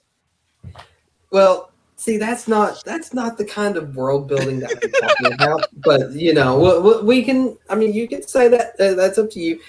I'm also assuming that M-Philo guy on the comment section thinks that world building if he knew what world building was, he probably only directed it towards the planets themselves. World building doesn't mean building up a world in your universe. It's building up your universe or your story, the world of your story. That's spanning through all the worlds. So it's not even just telling you about a planet. It's also telling you about the political systems, the way that either factions or clans or whatever treat other factions or civilians. It's all about that stuff. So I guess we can go a little bit into that as well when it comes to the prequel and sequel trilogy. But I really want to focus on the original trilogy first because we've really sort of dug into the prequel sequel part. You can look at Tatooine. You can look at the little bit about Alderaan that we learned is that they're a peaceful planet with no weapons. Like that's already telling you a little bit about their planet. And then the reaction of Moff Tarkin afterward, planning to he's like, we gotta blow up one planet, and it's either gonna be Alderaan or the place that you say that the rebel base is on. You gotta choose. So you're already learning a little bit about how the Empire works as well. So there's plenty of world building in the original trilogy, so we can already go ahead and give it a point, but we can also give examples of Tatooine. You learn a lot about Tatooine. I mean, you spend most of the first act. Yes. I mean, that little phrase right there already describes the Tatooine in its entirety. Yeah, it's Tatooine in a nutshell, but you get to see it firsthand when you actually visit one of these places. And even in the special edition, they add a few little scenes to it. Now, maybe it's not necessary. Maybe it is. I mean, there's certain scenes they added into it, or certain things in those scenes that also add to the world, whether you like it or not. But there is one particular scene that wasn't in the theatrical release, which was the scene with Han and Jabba. You learn a little bit about the man that's after Han Solo in the later editions of the movie. Originally he was a man. Now he's a alien. But you get to learn like when you step on his tail. Look. I'm not even gonna know. Look, it's a special edition. A lot of people don't like all the edits, but there are some good ones. I do like the fact they added that scene, though. Yeah, I consider that one of the good ones. Yeah. And they've changed the scene up a little bit a couple times, made the CGI better. Jabba looked a little cartoony in the first version of it that they put Jabba in. But originally Jabba was a human, and that's why at the end of the scene, I never understood this when I originally watched the movie. But when he says, Jabba, you're a wonderful human being, I'm trying to think, what in the world does he mean by that? He's not human. I find out later on that he was originally a human, and it might have been in the original theatrical release. Now that I think about it, but the theatrical release for the special edition. Actually, that scene wasn't for memory. Oh, it wasn't. I can't remember for sure because it's been a while since I've looked up on that stuff. They did shoot it with a human being and Jabba being human. But funny enough, it also kind of works because I like it better that way with Jabba being an alien because it works perfectly. It's a joke. Yeah, he's not a wonderful human being. Yeah. Well, if he, I mean, you can spin that phrase to him describing Jabba as a human being, maybe to his experience with humans. He could be saying that you're a wonderful human being because most of the humans that he has dealt with have probably been cheating or a cheating liar type thief or whatever, just all around bad. So maybe he's describing Jabba as a human because of his experiences with humans, and he's saying that you'd make a wonderful human being that way. I mean, that you can think of it like that. That's not how it was originally intended, but if you want to spin it that way, you can. It works. It works better as a sort of.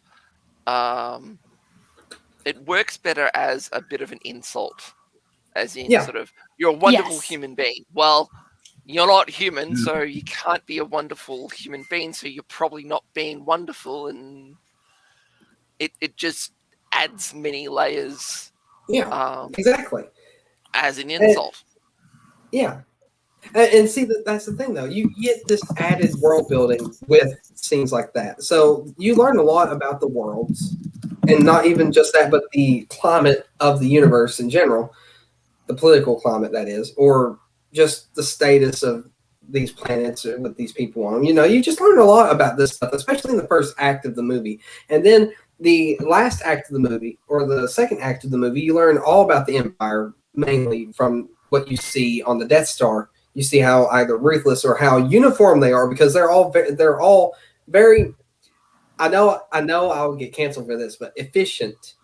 They look like they're efficient, and I know the movie doesn't exactly portray the stormtroopers as the best at shooting, but if you want to go into the lore, they are an efficient group of ruthless Imperial soldiers.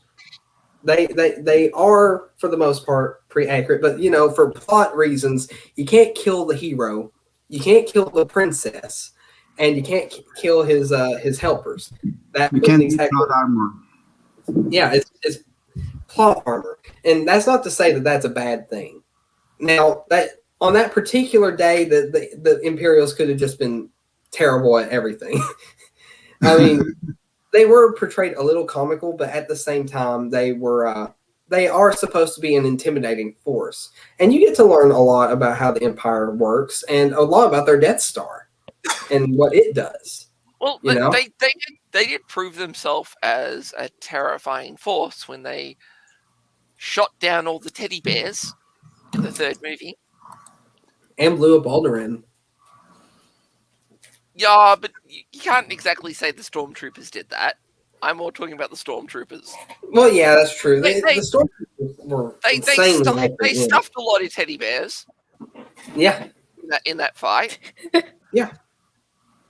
I mean, I think they got better throughout the movies. Of course, you can also use the argument that age didn't exactly, or not age, the time that the movie came out, the production quality of that time back then, production quality has changed throughout the years, and time does have an effect on that stuff. So, of course, a movie back in the 70s isn't going to have the action sequences of a movie produced in 2021.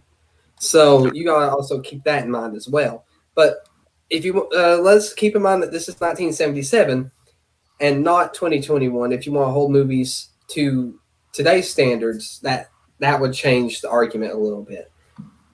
But the thing is, you learn a lot about the world that was just created by George Lucas in that first movie. You learn a lot about what's going on. You learn there's a war and there's a rebellion. You learn that not every planet holds up to the Empire's ideals. So, and plus, if you think about it, if you look at the planet of Yavin, you don't learn much about it, but the planet itself sort of tells a story, because the rebel base that's there is literally just a bunch of rebels that took up residence in ancient ruins. And you got to think, what was in those ruins? Now, they might have something in the lore about that, but those are ancient ruins. The rebels didn't build that. They took up residence in that. So, I mean, you just got to think about all the things that the original trilogy. I'm only going on Star Wars Episode 4. Like, we can go on into Bespin or even Endor. You learn a lot about Endor. But you know what? For the sake of this discussion, I think I've already made my point about the world building. And for the sake of time, because we're already 2 hours in, we're going to go ahead and say that the sequel trilogy is at a 0 and the original trilogy and prequel trilogy are at 1. All right. So, number 2, good storytelling. It's a little hard to say for this one. I mean, of course, the original trilogy wasn't like 100% at its peak when it comes to storytelling, because I mean, I say that it sounds like I'm insulting it. I'm not. Hang on. It was sort of, huh? Is Shade turning into a robot for everyone, or is it just me? Did I turn into a robot? Guys? What do you mean? I don't get it. Do I sound like a robot? Like, does my audio sound pixelated and or whatever, or digitized? I don't know whatever the word is. No. Okay. No, I just sound. It's probably me. Okay. Okay. And Commander Tana left. Maybe her audio was messing up. I think hers was messing up a little bit. She'll be back in just a minute. Okay, but good storytelling. The original trilogy, I feel like he was making it up as he went a little bit, but he also had a bit of a plan. But things changed throughout the time that he was producing it. Oh, here she is. All right, now she's back. So it's not. I'm not saying that the storytelling was bad. I just feel like the plan changed a little bit because I don't think we already know that Darth Vader and Anakin Skywalker were actually two different people, and Darth Vader's name is Darth for the first name, Vader for the last name. It wasn't even just a title of the Sith, Darth, you know. So they've really changed things throughout the whole story. It wasn't all planned out to be like this from the very beginning. But we also learned that Leia is Luke's sister in the third movie. I don't think that was originally planned in the fifth movie or second movie. You know what I mean? I don't think that was originally planned in Empire Strikes Back. Not when they shared that kiss. Well, the thing is, there was an extended scene of that, so they actually did a little more of that in like a deleted or whatever. So I don't believe that. Oh yeah, you need to go look that up. They actually have a scene where they're both talking to each other and they start kissing some more. But that was before Han joined into the conversation, and I guess they were done before they. I mean, they were done before he showed up. But anyways, that scene would not have worked knowing that they were brother and sister. I don't believe that they were brother and sister in episode 5 or Empire Strikes Back, however you want to say it. But episode 6, they changed that. Well, no, then again, George Lucas did have Yoda say, no, there is another. But that isn't to say that they had planned that Leia would be the other. But they did plan on there being another Hope, as they say. So, the storytelling wasn't like 100% planned, but it still had a somewhat base to, or a line of where they were needing to go. Yeah, coherence. There was a coherence. They had a somewhat fully fleshed out plan. They changed things throughout the time they were producing all this stuff, but that's not bad storytelling. And this also goes for the other essential element for this, a plan. So we can go ahead and count 2 marks because I think good storytelling and having a plan both go hand in hand. So we'll just count both of those on this one. But I think that it had pretty good storytelling and it had a good plan. I'm just trying to explain that it wasn't fully planned out from beginning to end before he started, because the first movie, A New Hope, was a one-off movie. He didn't expect there to be any other movies based on his universe that he created because at the time there was nothing like what he had created. So he made this movie to be a one-off movie that if you wanted to, you could add on to it, but it's completed right there. So you don't have to add on to it. That's how he created it originally. So, of course, the things did change throughout all that time. So I'm going to give the original trilogy a point for that one because, especially during the time period that was in, things weren't as they are now. So now for the prequel trilogy, good storytelling. I believe that it has some of the best storytelling in Star Wars. Maybe not like with the acting and stuff like that. We can get into that later because they do have some issues with that. But as far as telling a story that gets you invested, I believe the prequels have probably overexcelled in that department. Now, I don't know your opinions on that, but I think it overexcelled. It's something I would agree with. You agree? It's something yeah. Okay, good. All right, so, even with just that, I can give examples. Like, we can talk about Anakin's turn to the dark side. You get to see these. Now, some of the execution may not have been great, but it is still telling a coherent story. Like Anakin feeling like he's being treated unfairly. They may not fully explain why that is until the third movie. But you do find out in this trilogy why Anakin feels he's being treated unfairly. He mentions it a lot that Obi-Wan is jealous and holding him back, but that's not exactly it. The thing is, and this leads into the good storytelling part, and it actually nips a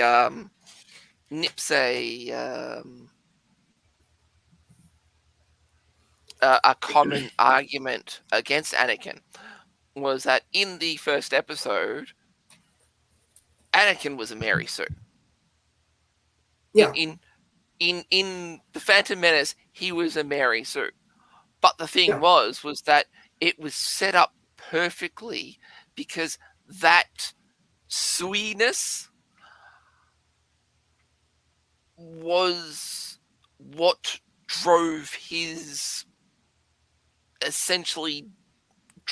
into the dark side. It drove him to arrogance. It drove him to his fall. Yeah. That would not have happened if none of the stuff that happened in the Phantom Menace didn't happen. Exactly. And that's just good storytelling. And you kind of don't realize that annoying brat of a character in the first movie that just had everything go his way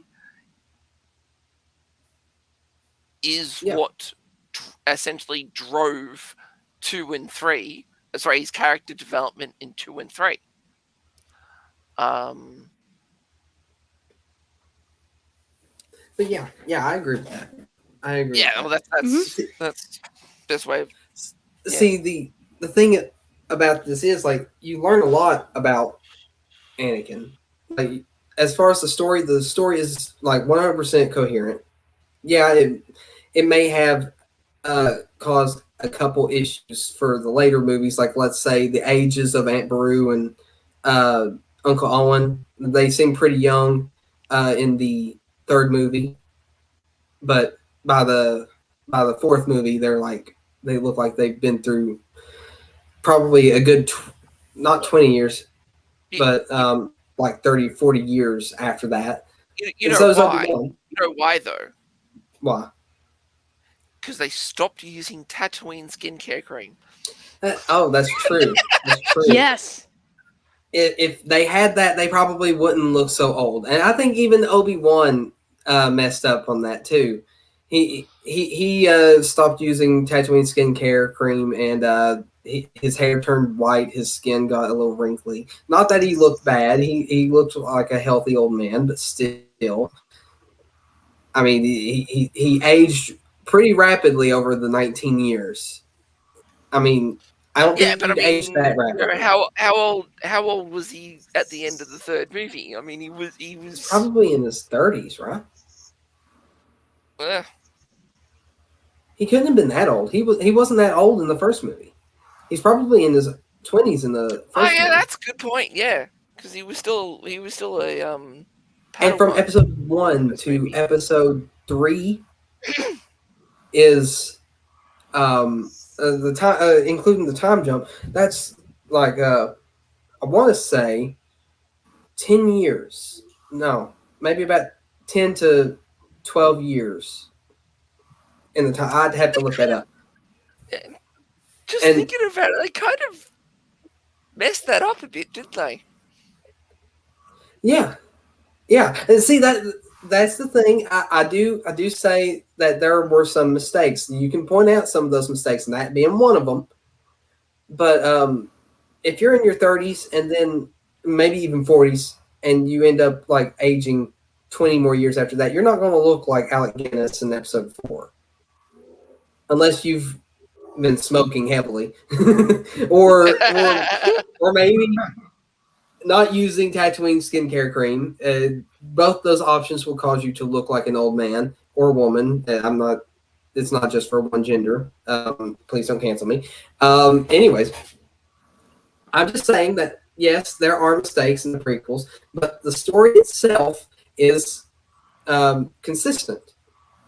And the whole Anakin falls to the dark side arc that lasts throughout all the movies is very interesting, because in the first movie you got Anakin being told that he can't be trained as a Jedi, even though that's what he's always dreamed of. And then finally, I mean, they do let him, yes, but if you've read any of the Jedi Quest books, you get a little more of this, but you do learn that the Council seems to treat him a little unfairly. And it's probably because maybe some of them doubt that he is actually the chosen one. But I mean, you do learn a little bit about that stuff. There's that whole scene of you're on the council, but we do not give you the title master. Yeah, it's little things like that. Yes, yeah. Exactly. That also falls under the world building. Yes, so you're learning about the Jedi Council with that stuff. But see, the thing is, the Council seems to treat Anakin a little unfairly. They're putting him on the Council, yes, but they are also putting Anakin in the position of being with Palpatine, knowing that Palpatine and he should probably not be together. Even Mace Windu says it's dangerous putting them two together. I don't think the boy can handle it. I don't trust him. Like they treat Anakin drastically different than they do any of the other Jedi, and that might be because what the prophecy says he is, but Anakin says he knows there's things about the Force they're not telling him, and that's probably true. I mean, they didn't exactly go and prove that, but I'd say that he's not lying about that.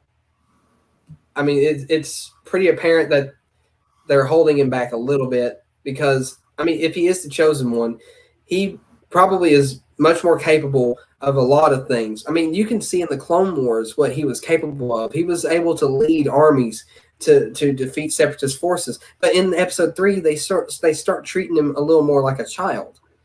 So, I mean, you just have to watch it. You'll see it when you watch it, But there's stuff like that.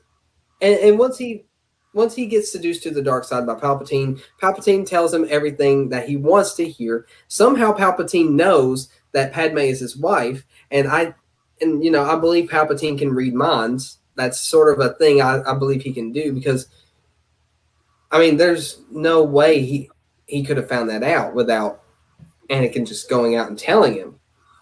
So there's little aspects like that, and as far as telling the story, like, it's consistent. You may not be the Anakin that you wanted for those prequel haters that are like, hey, Hayden Christensen is a terrible Anakin. I don't believe that, and you're sounding like a separatist, so you need to sit down. Yeah, I know. I'm sorry. But anyways, the story for the prequels is amazing. It's not just go blow up another Death Star. It's not like, oh, the Separatists have come up with another super weapon that will do this or that, I mean, yeah, they mentioned the Death Star in Episode 2, but that's the first mention of it. And then you see it being constructed in Episode 3, but that's not them using it as the plot point, the main plot point. The stories are all original. It's linked to the original trilogy. Yes, exactly. They tried to link all the movies together using Episode 3. Now, Episode 3 did more linking to the original trilogy, of course, because it was the last movie in the trilogy, than the other two movies did. But what the other two movies did built up to what was going to happen in Star Wars Episode 3, which builds up to what happens in 4. Now, you don't have to watch anything in between Episode 3 and 4 to get an idea of what's going on, because you start seeing a lot of that stuff at the end of Episode 3 and at the beginning of Episode 4. But like Star Wars Rebels or The Bad Batch gives you just a little more to munch on. You get a little more to munch on, a little more goodness. But yeah, it's got a cohesive story. So I'm giving that also another point for planning, because that trilogy was planned fully He had an idea for it, and yes, the ending was already planned, really, from the original trilogy. But it wasn't. They didn't change it in any drastic way, because the episode 6 made like a concrete outline, basically, of what Vader's fate was and who Vader was. Well, episode 5 gave an idea, but episode 6 sort of gave more of that idea. So,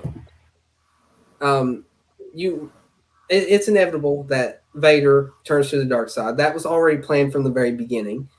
And that he followed through with that. He didn't change it up or anything like that. He didn't change anything in the plan. He just went with it, because it was already planned out in the original trilogy. The Clone Wars was planned out. He had it set from the very beginning. Now that may not have been like Marvel planning, like they planned everything from beginning to end like that, but it works. So I gave the prequel trilogy a point for both storytelling and planning, and sequel trilogy doesn't get anything for planning. But as far as good storytelling goes, the first movie did good with storytelling a little bit. I mean, it wasn't like the greatest, but it wasn't bad. The first movie of the trilogy, it set up some really good stuff. It really did. What destroys the trilogy is the second movie. And it's not saying that the second movie is like terribly made or whatever. We can go into that stuff later, but it breaks the cohesiveness. It makes so many storytelling faux pas that it would turn this stream into an 8-hour stream. Yeah, no. Look, I've already been here for 2 hours, and we still ain't even exactly halfway through the stream. I'm gonna have to find a way to shorten it a little bit. But anyway, 4 hours. we might have to end up making a part 2 to this. Honestly, we can have next week be part 2 to this discussion. I think that's actually what we'll do, because there is so much here. Like we're not even halfway through the list yet. Yeah, I planned this one out pretty well, so I think we'll have a part 2. So once we reach the 3-hour mark, that's when we'll end it. Hang on. Was it planned out well or not well enough? Seeing we're going to have to do a part 2. Maybe not well enough. That's probably it. I planned it pretty good, but honestly, I didn't plan on all the discussions that would happen in between, which were very enjoyable discussions, might I add. We've been doing this long enough. You should know that. I probably should have. Are our favorite places to run down. That's true, and I probably should have planned for those rabbit holes. Oh well, that's on me. All right, so before you go on, sorry guys, but something came up and I have to leave right now. So it was fun talking to you, and I look forward to the second part of this discussion. Yes, we'll have a part 2 for sure. So okay. I'll be glad to have you back on there next time. And whatever it is, I hope it's not too urgent. I hope everything goes well. No, everything's all right. Just something that cannot wait. Yeah, that's it. Oh, okay. Yeah, you get what you need to do done. Have a good rest of your night or whatever, wherever you are down there. I don't know exactly if it's not. I'm rambling too much. Have fun. Yeah, thanks. See you later, guys. See ya. See ya, Chrono. All right. Bye. So, You had yourself on mute, didn't you? I think she did. I think she did. It's okay. It happens. All right. Next thing on the list is good direction. Now, I can't say just 1 point for the sequel. Yes. 1 point for the prequels. 1 point for the OT. 0 for the sequels. Next. Look, I got to give an explanation though. Like, if I'm to argue, I have to give. I have to back up my claims. This guy in Philo is really interested in people backing up their claims. So we can't disappoint now. So sequel trilogy, I'll start with it first. if you want to talk about the movies individually, I want to say that, I mean, for the most part, they were directed pretty good. If you want to talk about them being directed, this is not talking about the story. It's not talking about the planning for the story exactly. It's just talking about the directing. I feel like it was directed pretty good. The second movie, if you want, it's not that direction wise. They directed it pretty good. The third movie was trying to make up for things that the second movie did, though. So the direction really wasn't the greatest. So all in all, I since that is 2 movies out of 3, I'm going to give them a point because the direction wasn't terrible. As far as directing the movies themselves, not the direction the movies went. Now, as far as the prequel trilogy goes, it had its moments. Episode 2 is probably the weakest of the movies when it comes to directing. I feel like the first movie did pretty good, and the third movie is phenomenal. I love it. So I'm giving them a point for that anyways. I can give examples of this later. And original trilogy, there's not even a question. Just think about Empire Strikes Back. That already makes up for a point. You don't even have to have episode 4 and 6 for that point. Episode 5 right there is one of the best Star Wars movies in the entire saga.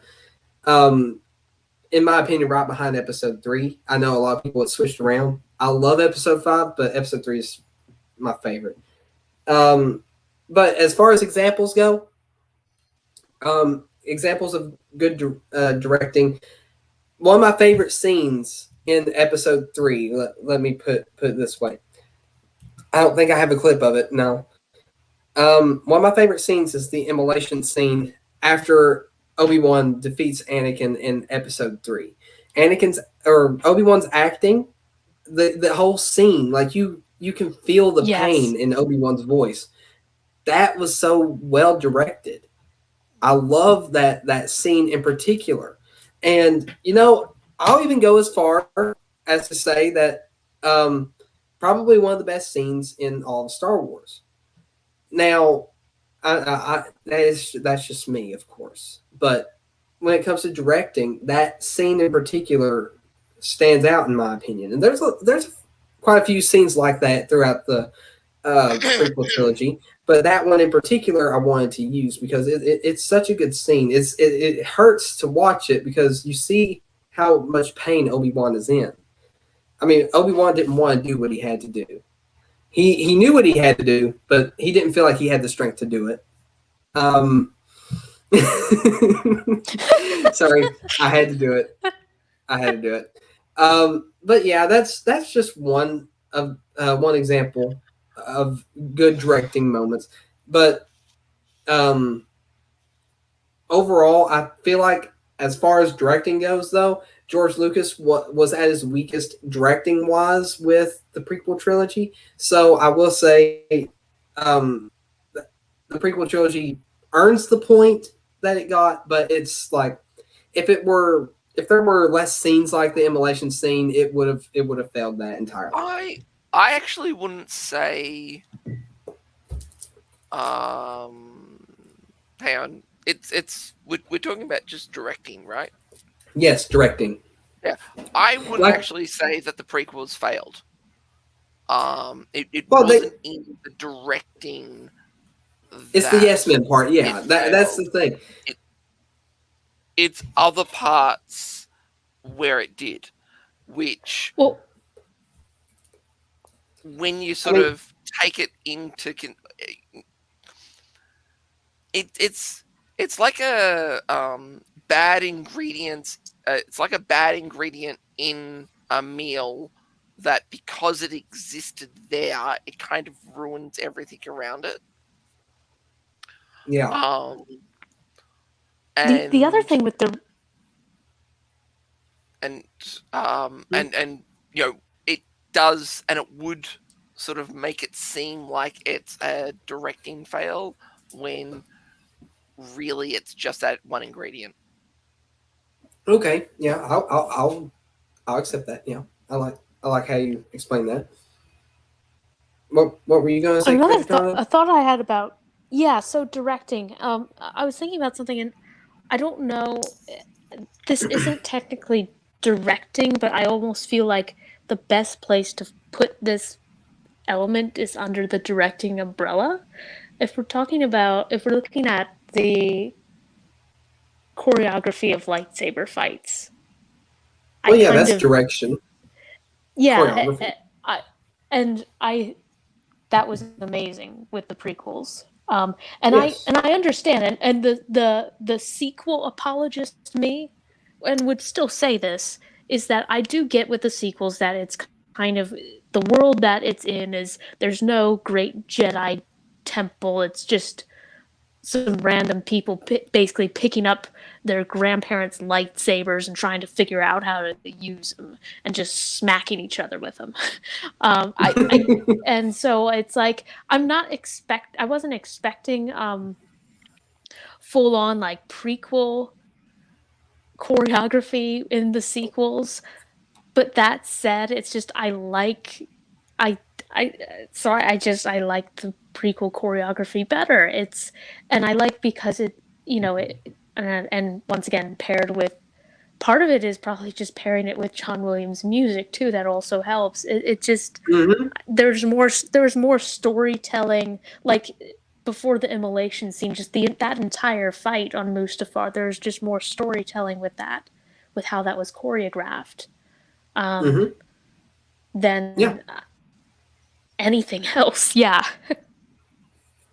You get to see two Jedi that are at their peak face off against each other. One being the chosen one, which is supposed to be the most powerful Jedi ever, and then his teacher. And they're both at their peak at this point. Maybe Anakin more so than Obi-Wan, but they're both high-level Jedi. And the thing is, Luke wasn't a high-level Jedi when he fought Vader in Episode 5. Nor was he super high-level as far as combat goes in Episode 6. And neither was Kylo and Rey, which Rey apparently is too good for her own good. So we can talk about that later. But the choreography changes throughout those movies because, I mean, of course, the production quality of the lightsabers back then and the ideas they had for it back in the day. But with the prequels, these Jedi were highly trained from birth. They were trained in both the Force and in lightsaber combat. Of course, they're going to have the moves not Anakin has. Not so much birth, but Well, you know what I mean. A couple years after that, but they're trained from a very young age. Let me put it that way. Then, in lightsaber combat and in using the Force, Luke had just picked up a lightsaber a couple years prior to Episode 5. I think there's like a time jump. I don't know how long that time jump is. Probably about a year or so. Well, there is a time jump in between the movies, and he had just picked up a lightsaber in the fourth one. Didn't use it. He didn't use it. He didn't even try to. He couldn't use it. He didn't know how. In Episode 5, he uses it once to cut off the arm of a Wampa, and then the second time he uses it, he fights a dark side version of himself in a cave. Well, Darth Vader, but it ends up being himself underneath. And then he goes up against Vader and loses. Rey ends up, beating Kylo in the first movie instead of losing like she should have. In Episode 6, Luke still, he barely beats Vader. He barely beats him. He gets him down and uses his anger. He almost went to the dark side in that scene. And I'm pretty sure they mentioned this, or they've mentioned this somewhere. But he almost went to the dark side in that scene. So he used his anger and took Vader down that way. But he didn't defeat Vader. No, he stopped before he let himself be consumed by the dark side. He stopped and threw his weapon away. Yes, Luke had improved on his lightsaber skill, but he still wasn't great at lightsaber fighting. Even I think Dave Filoni mentions in a recent interview about how Ahsoka is his elder, or how did he say it? Basically, Ahsoka is more experienced than he is. as far as when it comes to lightsaber combat, maybe not in the Force, but in lightsaber combat, she is his elder. But as far as the Force goes, he probably has learned a lot more about it at this point. He's probably focused more on his Force training rather than lightsaber training. I mean, he hasn't had a teacher exactly to teach him better lightsaber skills. So, I mean, there's lore reasons for why the choreography is different. There's technical reasons, like in the original movie, the lightsabers were not very strong, so they couldn't really just go at it like Episode 3 style lightsabers. The lightsabers were made much different by the time Episode 3 came out, and they were much tougher. And they were able to use them in much more intricate ways. But Episode 4, they were just little swords with a wire sticking out of the back of them. You can't go around spinning it around like Anakin does while there's a wire going up your sleeve, which you see in the movie. So I mean, it's just things like that. You didn't notice that? Look, okay, No. When you watch the Darth Vader versus Obi-Wan fight, when Obi-Wan turns on his lightsaber, pay attention to the hand his lightsaber is in, and look underneath it into the sleeve. You'll see a white wire. Be closer. Yes. Now the thing is, I never noticed that either until somebody pointed it out to me. So it's not surprising that you didn't know that. But now that you do know it, you'll see it every time. So Yeah. I'm sorry. It's like the stormtrooper knocking his head on the door, and until it's actually pointed out to you, you don't notice it. But And even after if you do, see it, you wouldn't know it's a mistake. always see it. Yeah, exactly. Like you wouldn't even know it's a mistake, though. It is a mistake. And still love the fact that in the enhanced version they added the sound effect. Yeah, I thought that was funny. I'm glad they let that scene in there because, first of all, like that guy was tall apparently, because that door he didn't even clear it. I mean, you can't see a thing in those helmets anyway, so how are you supposed to tell when the door is too low? It's not surprising the guy hit his head. And I just love that scene in general. I mean, they could have went back and reshot it, but they didn't. It's a great bit of world building. Yeah, exactly. Now, we say world building a lot in this, don't we? I love world building. World building's good. Now, that so important thing that nerds seem to value above everything else. I think I'm going to start quoting this dude at this point. It sounds like I'm being mean. I might be a little mean. That whole thread sort of got me up and angry. But anyway, the thing is that you can just. I would say that you could tear apart his argument, but that would mean that I assumed that he actually had one. Well, he has an argument. Is it good? No. We've already tore it apart mostly from beginning to end. But now I'm giving actual reasons why his argument is terrible. So, I mean, he has one, but it's not holding up to the facts here. So, I mean, what can you do, though? Some people are blind, and even if you shine light in their eyes, they ain't going to see it. So that's actually a good analogy. Has that already been made up? I made that up. I think I made that up. I don't know. Anyways, so back on the topic of good direction, like the choreography did change, and it in my opinion, and now that was an argument though back in the day that I heard a lot that the choreography for the lightsabers was too fancy, I guess you can say, too much, which I think in the prequels. Yeah, in the prequels. Did I say something else? Well, you didn't say anything about that, but Oh. I can sort of also agree about it, because the thing is that pretty much most of those pretty much most of the lightsaber duels could have been ended if they just stuck out their lightsabers straight at the enemy. Maybe true. And anyone that's done a fair amount of sword fighting just sort of sits there and groans because it's not sword fighting, it's dancing, with But it's glowing good dancing. with glow sticks. It's good dancing. But yeah, no, you are absolutely correct. It is highly entertaining. Just And not to mention all the work that goes behind learning that. Just not something that would happen in reality. Very much like the fight between Kylo Ren and Rey Palpatine. You mean Star Wars wouldn't happen in reality? What? I always expected something to happen in the future where Darth Vader would just invade Earth, I was just waiting for that.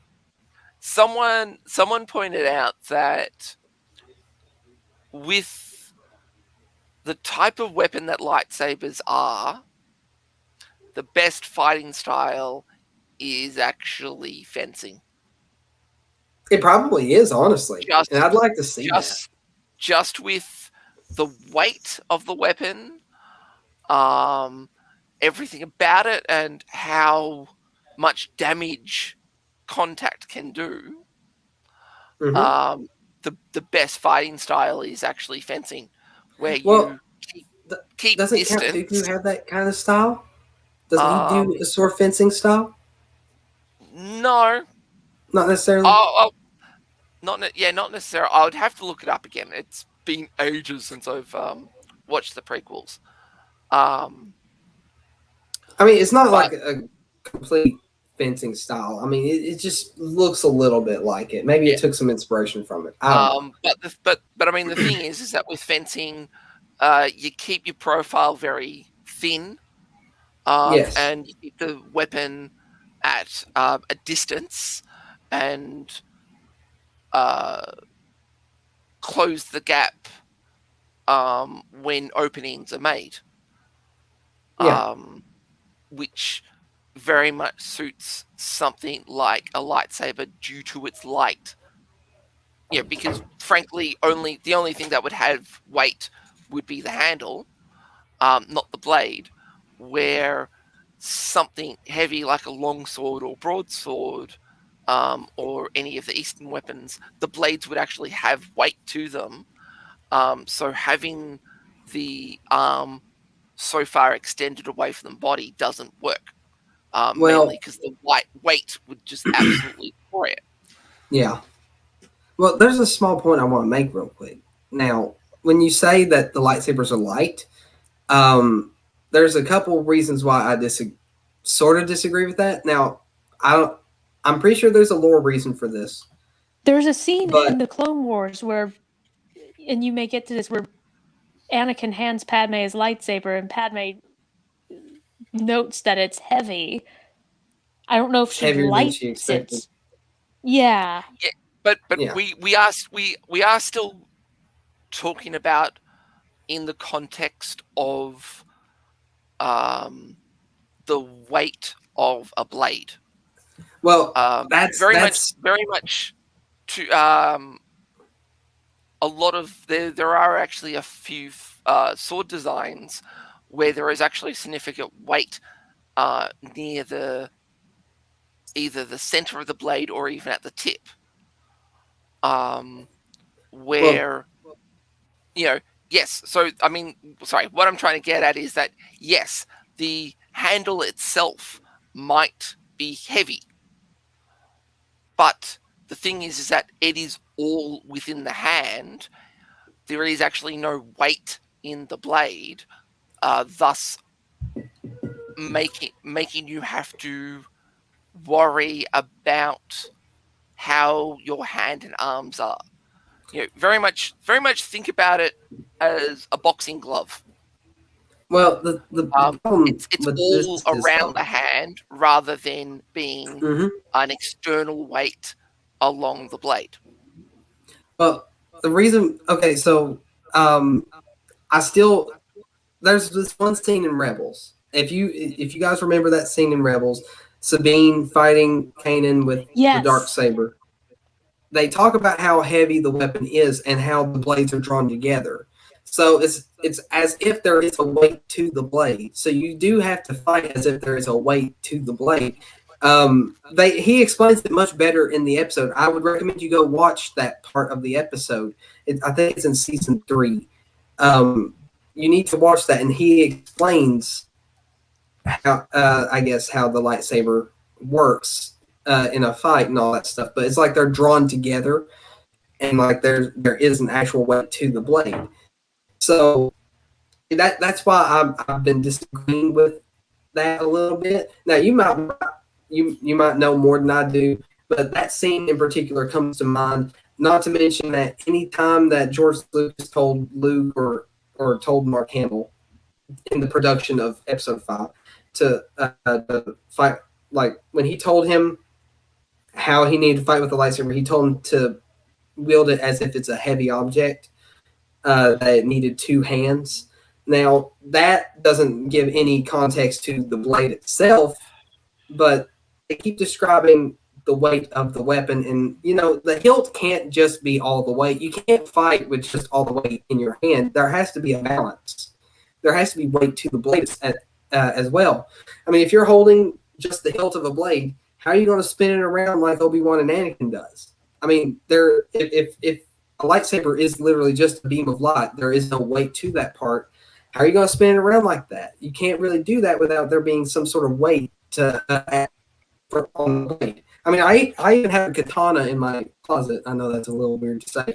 I have a katana, and Jade, the exact same way that you do a pen. Well, see, the thing is, though, you're not spinning a pen with your entire hand. You're spinning it with your fingers, and there's a little weight on both ends, to balance it.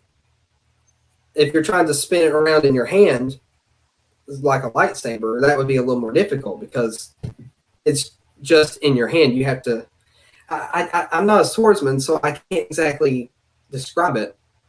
Now, I don't know. You might know more about that than I do, but I've never, if I've ever had something like that in my hand, I used to have toy lightsabers when I was really young. I can maybe use this as an example. I was never able to spin them around like that unless the blade was extended when I was using them back when I was really little. I do remember stuff like that. But that's all I'm trying to say is that they have an actual weight to them. You might need to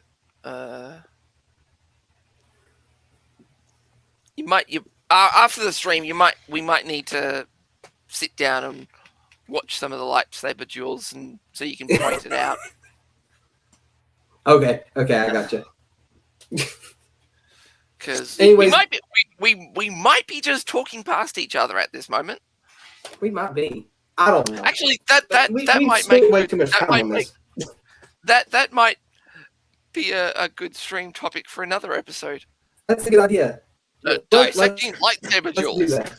Let's do that at some point. I'll keep that in mind. All right. So as far as good direction, I think we've already covered everything. We don't really have to go through any more examples because I think we've already done that. So let's go with good production quality next. The sequel trilogy, yes, they were beautiful movies. The sets were nice. They used practical effects mainly. Their CGI was pretty good too. So I give them an overall point for that. Prequel trilogy, believe it or not, there was actually more practical effects in there than what you would think. Plus, at the time of, let's say, Star Wars Episode 1, George Lucas was pushing the boundaries with new technology that they hadn't really been using. So he was sort of making an advancement rather than there being some bad effects. I know the CGI for Jar Jar may not have been the greatest. I mean, if you go back and watch like the Blu-ray edition, you can sort of see how bad some of the CGI is, but that's 1999. That's new technology that they've been testing out. So he was more making a technological advancement rather than putting up poor quality in effects in his movie, especially seeing how some of the stuff was pretty new. So that the prequel trilogy already gets a point for that. And original trilogy, all practical effects, production quality. I mean, everything was good about those movies. I mean, yeah, there was a few visual mistakes. You definitely have to put it in its time period. You couldn't go, compare it to today's. They look pretty crappy to computer assisted supercomputer assisted special effects of today. And supercomputer compared to the 70s computers assisted technology. I mean, if we put episode 4 in today's standards, the production quality would be like a low budget fan film or something like that. If you think about it, maybe a little bit better than that, but still, it'd be. I mean, no, some fan films, even if they are a lower budget, they come out really nice. Anyways, if we wanted to hold all these movies to today's standards, we would have to fail both the prequel and we can let the prequel trilogy pass. The original trilogy would fail. That's the thing. There was always moments in the movies you would see like a small mistake or two, like I mentioned earlier, the little wire coming out of the lightsabers. You don't see that in the new movies because the effects that they had used back then were they had limited technology. Now you can do a lightsaber effect, and you wouldn't have to have a wire stuck out of your lightsaber hilt to do it. So hell, you probably wouldn't even need a hilt. Yeah, exactly. You don't even make need it hard enough. You wouldn't need it. No, you wouldn't need it at all. But that's the thing. Like you said, you have to keep it in this time era, and all the movies get a point for that. I mean, episode 8 was probably one of the most visually pleasing movies that you've ever probably seen, by far. I mean, that's one thing you got to give to the trilogy, that a lot of their effects were visually pleasing. As far as, I mean, they lack and they excel in some areas, and this is one of those areas that I am willing to admit that they excel in. So, production quality, good on all of them. So they all get a point there. Since that one was so short, I'll do one more before we end the stream, and then next stream we'll continue on with this conversation. But good character development. We're just actually, we should probably put this in part 2 because this will definitely go for an hour. That's true. That may be true, but let's hear what Commander Tom has to say about it. Okay, I'll keep it really short. So. And I'm going to talk about the sequels because that's obviously where we're going to want to talk a whole lot about, but I'll keep it short. So I would actually... It depends on how you define the criteria for character development. So let's put it this way. With the sequels, I was actually very pleased. Like, I could rewrite the sequels and keep all of the characters. Now, the difference being is there would be characters like, for instance, like Admiral Holdo. She would, instead of being she would end up being one of the villains in my rewrite of the sequels. Like I would like, it's like she's actually, it's like she's a great character. Like there are people like her that exist, and it's like I would write a character like that, but that character is totally going to be an antagonist. That wasn't going to be a character that I'd like want people to emulate, so that's the weird thing about the sequels. It's like, even with characters that people don't like or say they don't like, it's like I could actually, it's like if I were rewriting those, I could actually use those, but just not put them in the places that the actual movies place them in.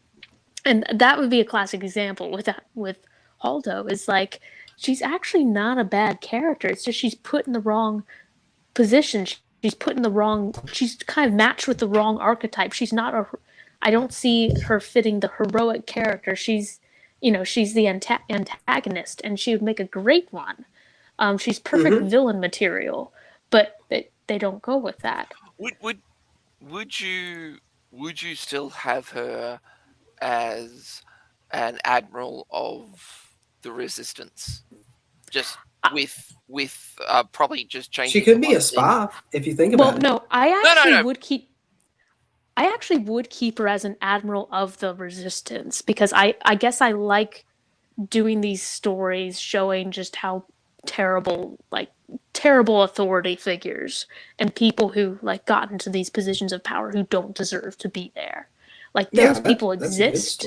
Just don't have that sort of heartwarming scene with Leia and exactly. I think the movie was clearly trying to picture saying you were supposed to like this character and sympathize with this character, and it's like, no, I don't. This character is one of those, kind of incompetent, kind of in the prequel era, those kind of incompetent or corrupt bureaucrats, kind of politician people. She's a politician who ended up being an admiral. And it's and has no business being that. That is perfect material for prequel era storytelling. Would place her as this is one of the antagonists. This is a villain. This is someone who Rex and all of them would not get along with. And, it's because of people like her that Anakin turns to the dark side. So it's she has the makings of a great character, but just in the wrong kind of cast in the wrong position, if that makes sense. Yeah, that makes sense. And would you still have her do the whole "I'm gonna suicide"? Yes. Yeah. I mean, the thing is that I'll have her commit suicide. Because I could see a storyline where she makes all these bad decisions, and she has to go down with the ship, and you can definitely sort of have it in the storyline of she's finally realizes that everything she's done, she's just led to this, and she just sort of goes, well, at least I can just do one honorable and correct thing. Press ship. Yes. Goodbye. Well, because that is a bit of a trope where you have that commander that does everything wrong, and then when finally confronted with their mistakes, they do that one honorable and correct thing and remove themselves from the gene pool. Generally, hopefully, taking out a whole lot of enemies with the process. Just no hyperspace ramming. Yeah, that's a joke. It's actually really. I just realized this. You could have still had Admiral Holdo do the whole suicide thing, but just have her crash into the engines and the she can just pull an Anakin from the Clone Wars. Pretend the ship is super damaged and just let it slowly ram into them. No. Sort of what I'm sort of thinking. No. I mean, the thing is that you speed it up. You speed the ship up, and you have her crash into the location where the hyperspace tracker is, taking out the engines and the hyperspace tracker. At which point, the rest of the fleet hyperspaces to safety. And what's really funny is that it would make for a really cinematic moment, which would have made a really great scene that would have actually made it mean something. Oh, hang on a second. That's right. I forgot. That needs competent writers. Let's continue. Yeah. Okay, so we'll save character development for later. There's one more thing I wanted to talk about real quick, though, on this list that may not take as long, actually. So I do want to mention it. And I did mention earlier that at the end of the stream, I would talk about what this means. There's two things. Firstly, the movie lets you feel rather than tells you how to feel. So the perfect example in the sequel trilogy is the scene where Rose Tico is telling you that this place is bad, all these people are bad, and you should think so too, basically. Well, either that or the, we fight for what we love, not what we hate, or whatever that bloody line is. Yeah, they're trying to tell us how we should be feeling at that dies moment. in the background. Oh, wait, you mean the moment that I'm about to share on screen right now? Probably.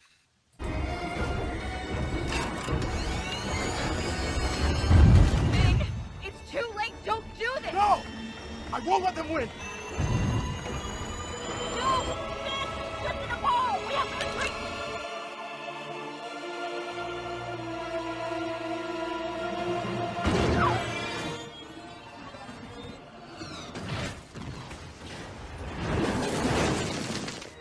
I saved you. Tell me. That's how we're gonna win. Not fighting what we hate. Saving what we love.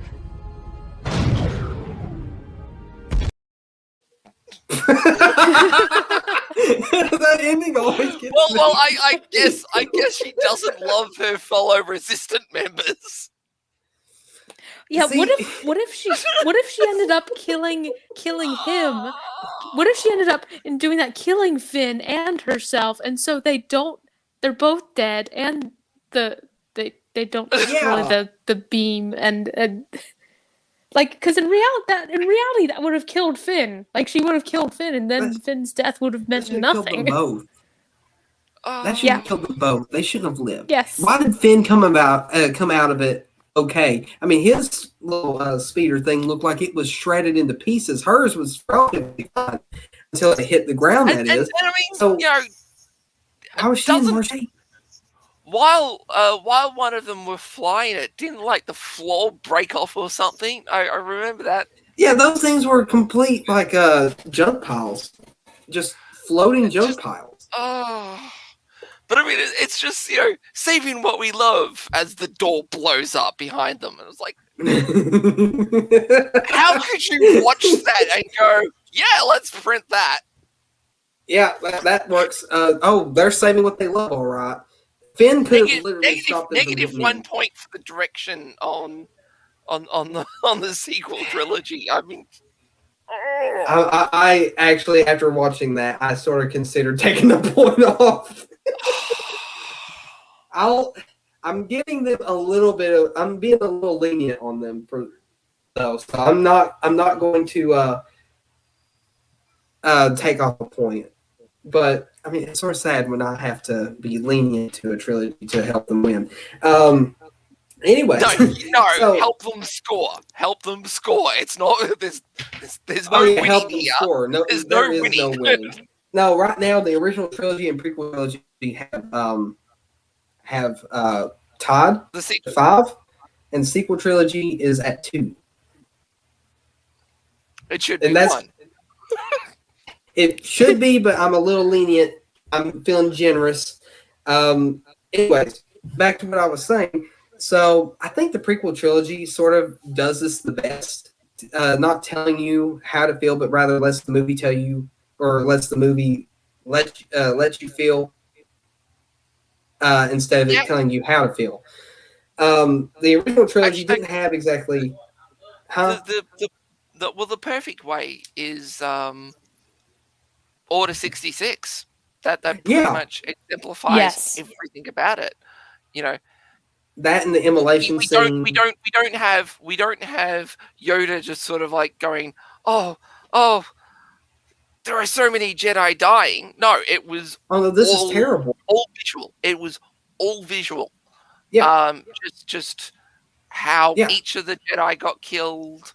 And even showing Yoda's response, with the clones in the background looking at their communication devices, sort of going, "Oh, yeah, they're just about to kill Yoda." Well, no, not really, but just it was very much a show not tell. Yeah, and see, that's the beauty of what the original two trilogies have. That's the beauty about them. They don't always have to tell you everything for you to get it. That's the problem with the sequel trilogy. They had to tell you most of the time for you to get anything. But when it comes to emotion, Episode 3 blows it out of the water.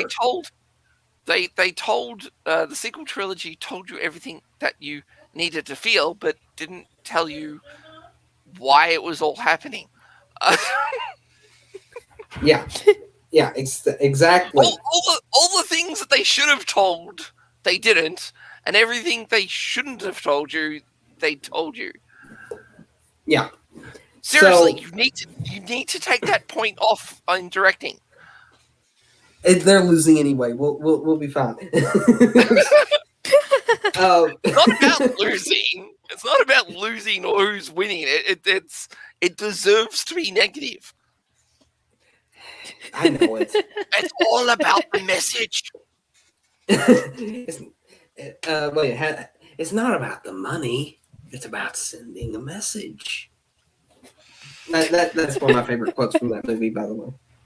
Oh, it's good. Excellent quote from an excellent movie, from an excellent actor that unfortunately passed away. Yeah. Anyways, I feel like there's not really that many examples of like really emotional moments in the original trilogy. They didn't really get like that emotional. Now, I will say, the ending of Episode 5, where Vader and Luke were speaking to each other, that was a pretty heated moment. And it's not telling you how to feel. You just feel the shock once you find out Vader is his father. It doesn't tell you should be shocked. Oh, yeah. Nobody knew about that? Dang it. Man, I spoiled it. Well, if you didn't know that, I'm sorry for spoiling. It'd be weird if you didn't know by now. Anyways, for the people, and I can't speak from experience because I didn't see it in theaters when it originally came out. But when they went and watched that in theaters, at least from what I've heard, nobody was expecting Vader to say, "No, I am your father." No, they weren't expecting that at all. When he does come out and say that, it really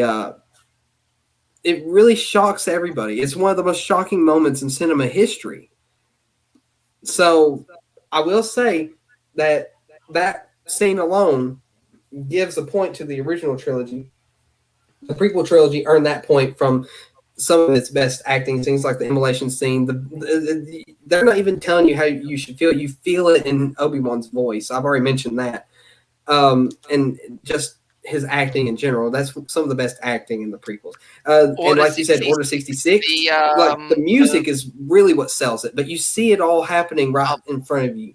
But the music... The celebration scene at the end of Phantom Menace. Yes. They're not telling you, be happy. You just hear the music you see everybody cheering. Feel it. You just absolutely feel it. Actually, they could have removed the visuals entirely and you would feel celebratory just listening to the music. Yeah. Duel between Darth Maul and Obi-Wan. You feel the intensity. And Qui-Gon. You feel that. Hell, even the pod racing scene, you could definitely feel. Oh yeah. Yes. When Anakin starts revving up his pod racer around that curve and that music playing at that moment, you know things are going down. Anakin is getting serious. That scene always gets me hyped whenever I hear that music. Not only that, but I mean,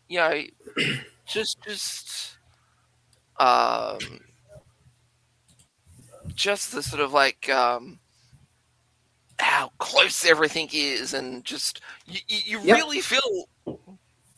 I mean, of course, you know that he's going to survive, but that it does sort of trigger that part of the brain that goes, oh, is he going to survive? Oh, geez, that's close. Oh, look out! Oh no! But of course, the rational part of the brain is, this is a prequel, right?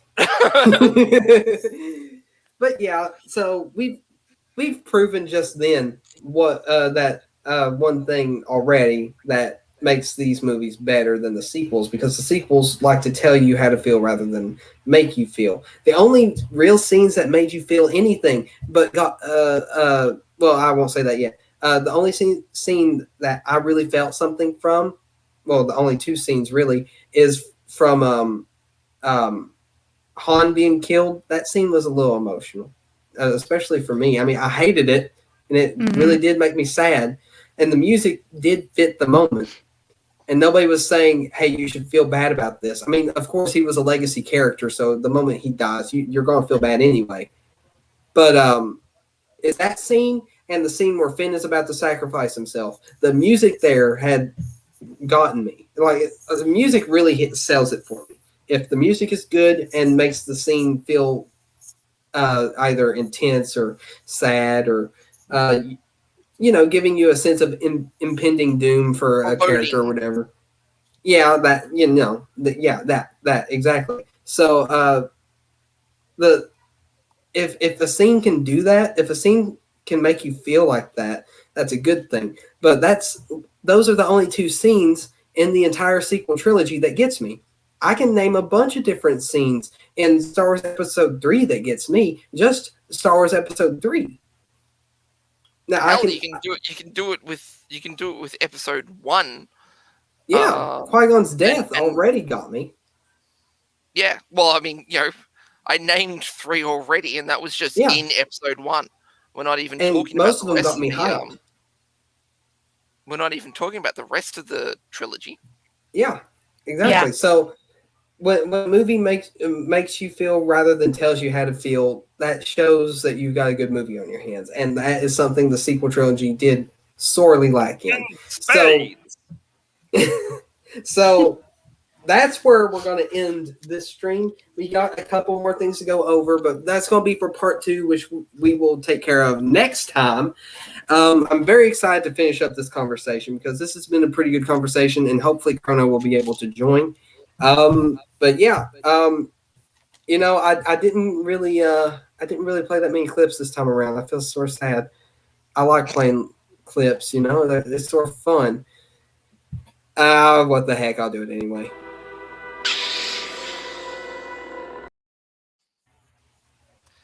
Well, I mean, there were plenty of opportunities. You just didn't take them. See, the thing is, I was more into the conversation. There was a stream that we did a while back. It's been a while. It was one of our best streams we ever did. And I didn't play a single clip, I don't think, through the entire thing because the conversation, the discussion itself was so intriguing. We were really into that one. And it was just too interesting to just break up with a bunch of random clips, So if there's a stream like that where I don't play that many clips because the conversation we're having, that means we've got a good discussion on our hands because I'm more focusing my brain on what the discussion is rather than trying to find a moment to place the next funniest clip I got. So, yeah, I seem to enjoy this one a lot better. Now that or not a lot better, I seem to enjoy this particular conversation quite a bit. So, I mean, we got quite a few other things. Like we have what did the trilogies do wrong? We sort of did this in the 5th episode. I don't know if you guys will remember that, but we went over what the prequels and sequels did wrong, what they did right. But that was 2 other things that we were going to get into. And George Lucas versus Disney. You're really wanting to do a 8-hour stream, don't you? That's why there's a part 2. And possibly maybe a 3. Who knows? It depends on how long the next one goes. If these two are also subjects that were meant to come up, there's going to be a part 3. Yeah. But one more thing before we really end this. What do you guys think makes Star Wars Star Wars? You can either answer it now or we can answer it at the end of the second stream. What do you think? I Do can you think answer we it should? now. Okay, go ahead. The sense of adventure. I mean, it's almost like the same question as what does Star Wars mean to you, but this is what do you believe makes Star Wars what it is? Yeah, And I have a. Go ahead. Yeah, for me, it would be that sense of adventure. The original trilogy and the prequel trilogy. Really sort of you felt like you were going on a journey, and it's the same with the Mandalorian.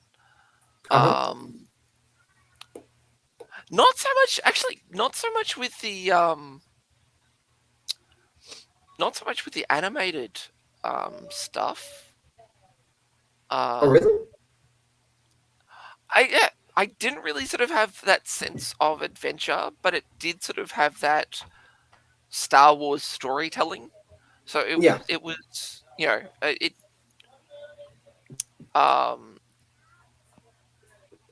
and that is probably due to just actually I do think Rebels had it. I just don't think Clone Wars had it. Clone Wars was more focused on the war itself and world building rather than adventure. It was definitely, but I think that was definitely, and it's the same with the Bad Batch. I don't have that sort of sense of adventure. But I think that's due to the type of story that is meaning to be told, not so much a they're not Star Wars because they don't have that sense of adventure.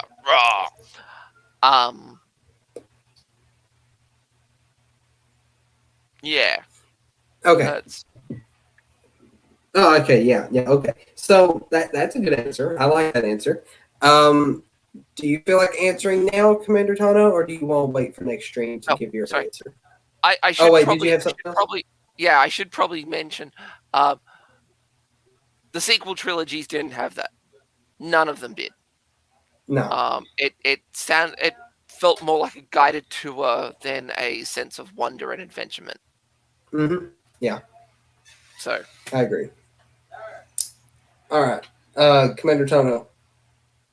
Do you want to answer that? I have a few ideas in my head, but I'm not sure which one I kind of want to land on, so I'll save it for next week.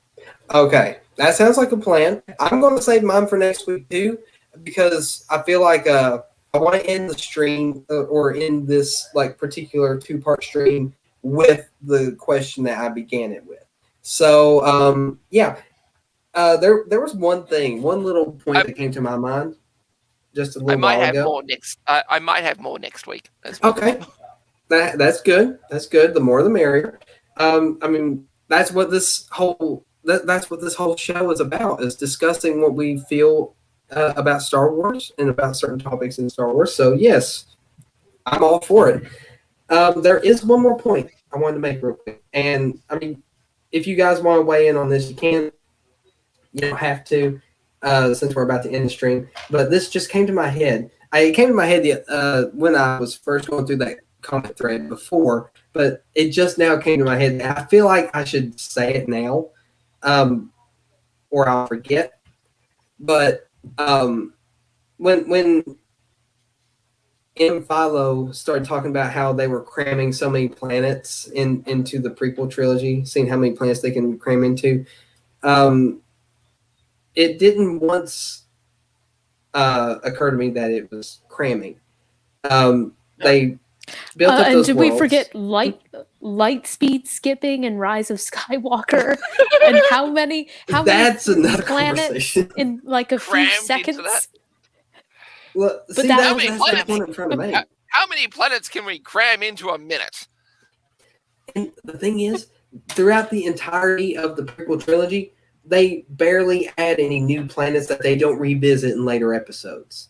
I mean, Camino, they didn't revisit it in the later episodes of the trilogy, but they did. I mean, it does play a big part in like the expanded universe, and that's including like the animated TV shows and all that stuff. Well, we all know why you don't see any more of Kamino after the prequel era. Because it turned into a water park. Mustafar, you only see it once, but you revisit Tatooine. You revisit Naboo multiple times. You go to Coruscant multiple times. Yes, they added new planets like Naboo and Coruscant, but you revisit them. You don't. It's not like the sequel trilogy where you only revisit one of the planets once, like Octu. You revisit that in the next movie. They'd never leave it and then come back to revisit it until episode 9. But then she shortly leaves right after she comes back, and you don't learn anything about the place really. But that's not the point. The point is they add like Crate. They add Takodana.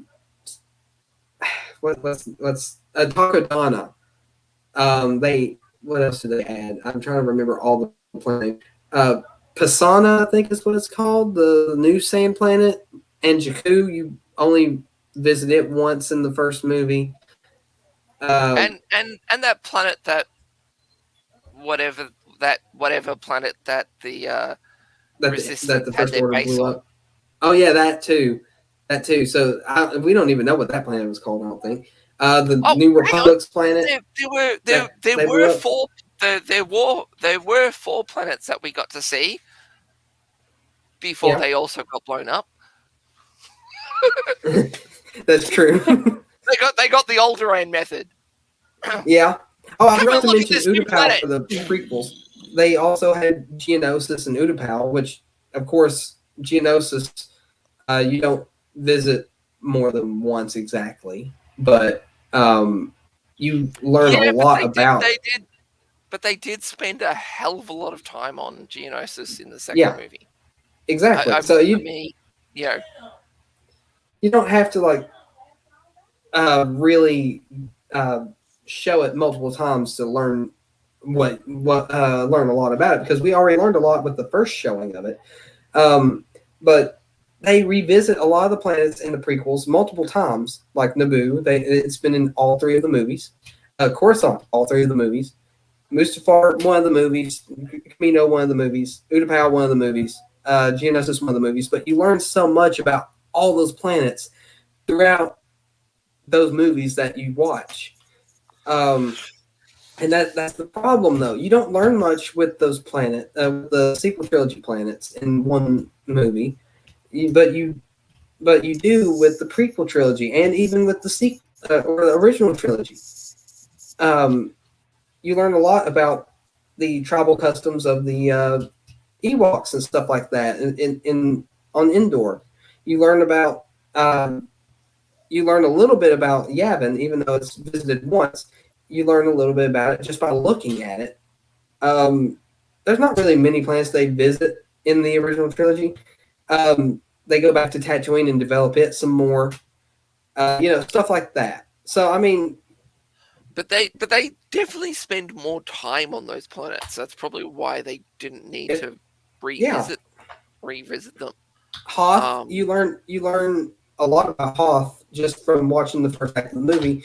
There's not much life, and what little life there is pretty hostile. There's always meteors crashing down on the planet, and that's how the Empire was able to disguise their probe droids entry. They let it fly down like it was a meteor, So, it disguised their entry, allowing them to sneak in. Stuff like that. That Dagobah, you learn a lot about Dagobah. And even in the Heir to the Empire book, I know I said we were going to have a Legends stream this time around. I don't feel like I know enough about Legends to start doing that yet, so I might save that idea for later. I finished Heir to the Empire, by the way. You get a little more knowledge about Dagobah and how Yoda was able to hide himself on Dagobah, even though Yoda didn't cut himself off from the Force. That's a very interesting discussion right there, too. I won't spoil anything, but you need to read that book if you haven't. You get like this small scene in the book about Dagobah where Luke revisits it, And that's all I'm going to say. It does a good job at giving you more ideas about what Dagobah is.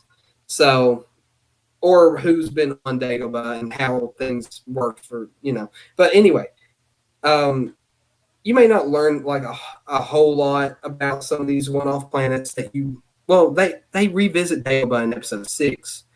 But a lot of the one-off planets, you don't really learn a whole lot about them, but you do get enough to get you through in the original trilogies. The prequel trilogies does a better job at doing the one-off planets justice, and the sequel trilogy does nothing. So that's that's all I wanted. That's the only point I wanted to make, because I feel like when he said cram a bunch of planets into the movies, he honestly, I'm assuming it's a he. Maybe I shouldn't be assuming gender, but they are assuming, or not assuming, they are saying that the prequel trilogy did that. But he's really talking about the sequel trilogy. Because the sequel trilogy is yes. So, I mean, look, I think we've done a pretty good job so far of debunking the argument that he had made, but I don't want to say we've done a good job until we finish this whole discussion. So this time we are actually going to end the stream. There will be a part 2 to the stream, maybe possibly a part 3 if I keep coming up with things to add to this. Anyways, I did add a couple extra little things to the list that came to my mind throughout the stream, so we will have a couple more things to talk about. Entertainment value and nostalgia. That nostalgia versus fan service. Let me put it that way. And there was like this video I seen a little while back. I think it's on. I think I saved it or something like that. So I will send it to you guys if I can find it. And you'll get what I'm talking about when it comes to the nostalgia factor. But when we come to that part, I do want to mention things that video had mentioned, and I'll give credit to whoever that was. I think it was Corban something or other. I'm trying to remember the name of it. I don't know if you guys have seen it, but it's the dude with the like curled mustache. I don't know if you've seen him. Corban Coffee or whatever. Is that what it is? I don't know. Corban something.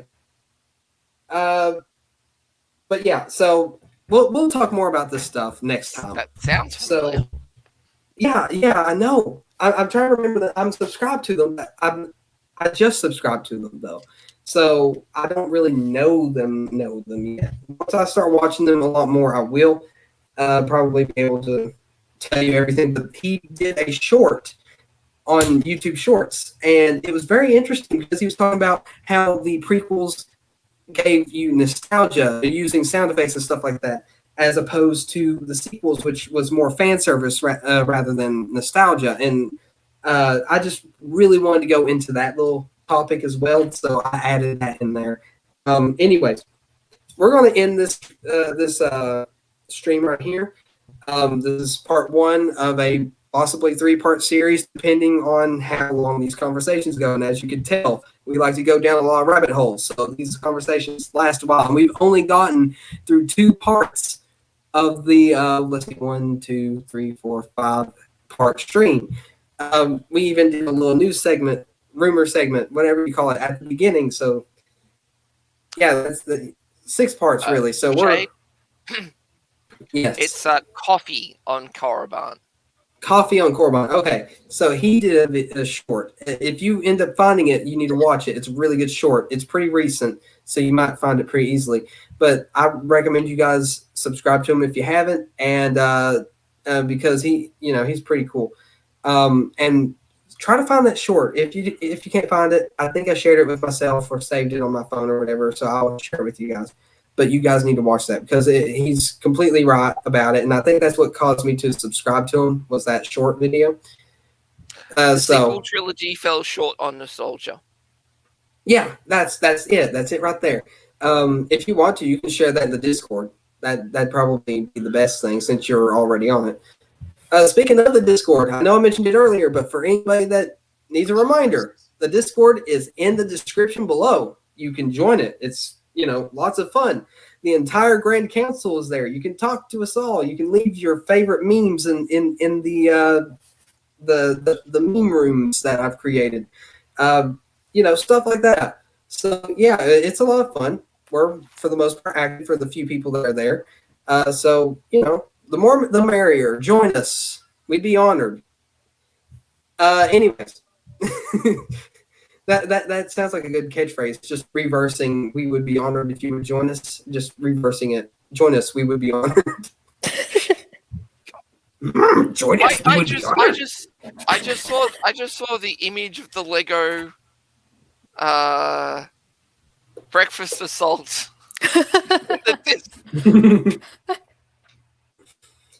Yeah. Oh yeah. Yeah. Yeah, that. When I first saw it, I went, "No, they didn't." And then, of course, I saw underneath, not real, but very funny. It's like, oh, thank God. Yeah, I was like, wait a minute, is this a real thing? And then I look, and everybody's saying it ain't real, but it's funny, and I'm like, okay, I didn't think it was real, but somebody had to have really built that because that's a real image of a Lego set that had been built. So I'm assuming somebody had found or bought parts. Specific ones to build that. Some people are smart enough to do that. It looks like a relatively simple build too. So, yeah, I mean, somebody had to have built that. They have imagination. That's all I can say. Well, from the look of it, I wouldn't be surprised if there was some gluing, not so much Legoing, done. No, they have enough pieces that work in different ways. All that is entirely possible with just Legos, not even just gluing. I think it's just that some of the angles on the body just doesn't seem right. I know it. I looked at it, but I remember. See, I used to be really big into Legos. I used a lot of Legos in the past. I had like a huge tote of them. Now I've only got a few left. Huh? You might want to bring the image up, just so. Let's see. Is my Discord up on here? Let's see if I can do that. Okay. Yeah, my Discord is on here. Let me bring that. I will bring that image up.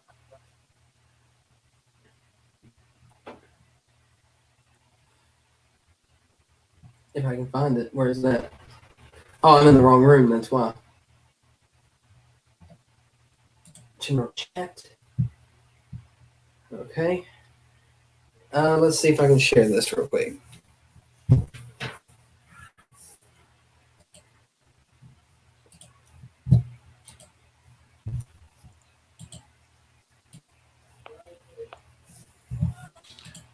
I got it up if you.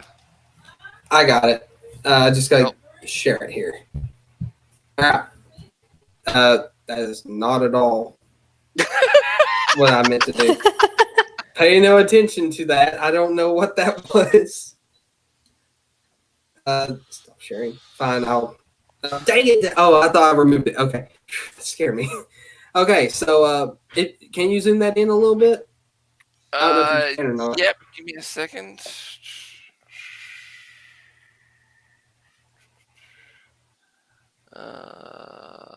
Where is it? Oh, there we go. See, they even name her Rey Palpatine instead of Rey Skywalker. See that right there? Expressions. I love the facial expression as well. It works. Yes, I agree. They did really good with it. That has to be real. Like I know that there's some pieces that you can use to angle stuff like that. It's pretty amazing what people can think of. I wouldn't be surprised if some of it's not real pieces, but it is sort of a big case of, well, at this point, who cares? It's too funny. It is too funny. I mean, if I had all the pieces, I could probably build that myself. I'm pretty confident in my ability to build with Legos, where I've built them all my life. Well, up and wait a minute. We should see if We should see if Bounty Hunter Network can build it. Yeah, he probably has spare Lego pieces somewhere. I bet he could. He probably could. He's good at Legos. But look at how many Lego pieces there are. I don't think that's a coincidence. I think they put that on there on purpose.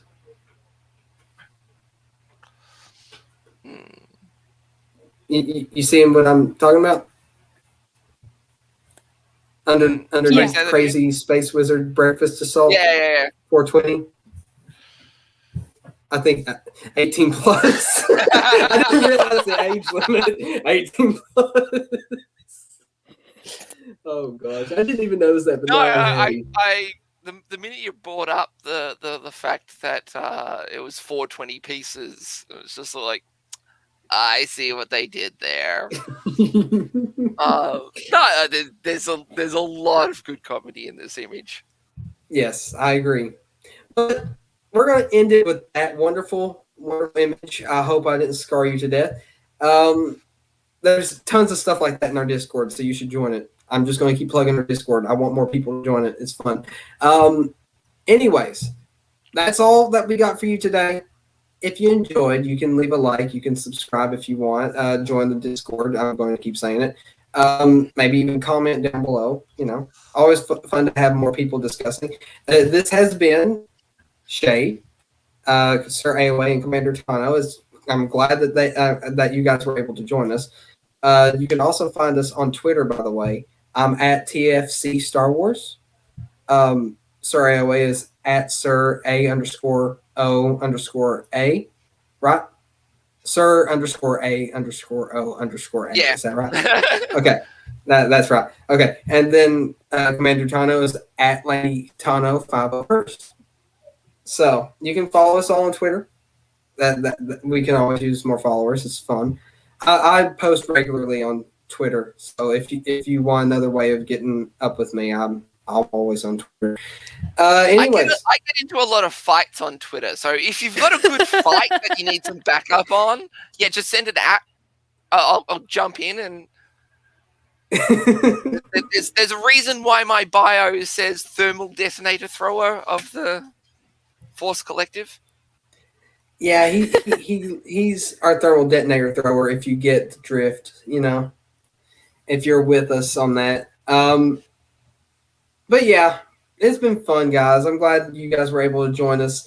This has been a pretty interesting topic to cover, and I'm very surprised that we're actually doing a part 1, part 2 type thing. I didn't think that this discussion would actually last that long, but it did, and I'm very glad that it did because there's a lot more to talk about. Shade. I know. We've been doing this long I know. enough. That I know. I should have expected it, but I didn't. Okay. I usually expect to get off of here after 3 hours, but it ends up almost being 4 almost every time. So 4 for 4. Yeah, no. We're done here. All right, see you guys. I'm just kidding. Why would I do that? Anyway. Why would I end the stream on time? Come on. No, I'm just kidding. We actually do have to go. So thank you guys so much for watching, and we will see you in part 2. See you later. And may the Force be with you.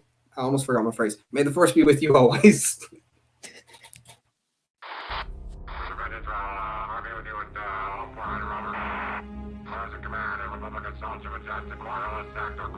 Sector.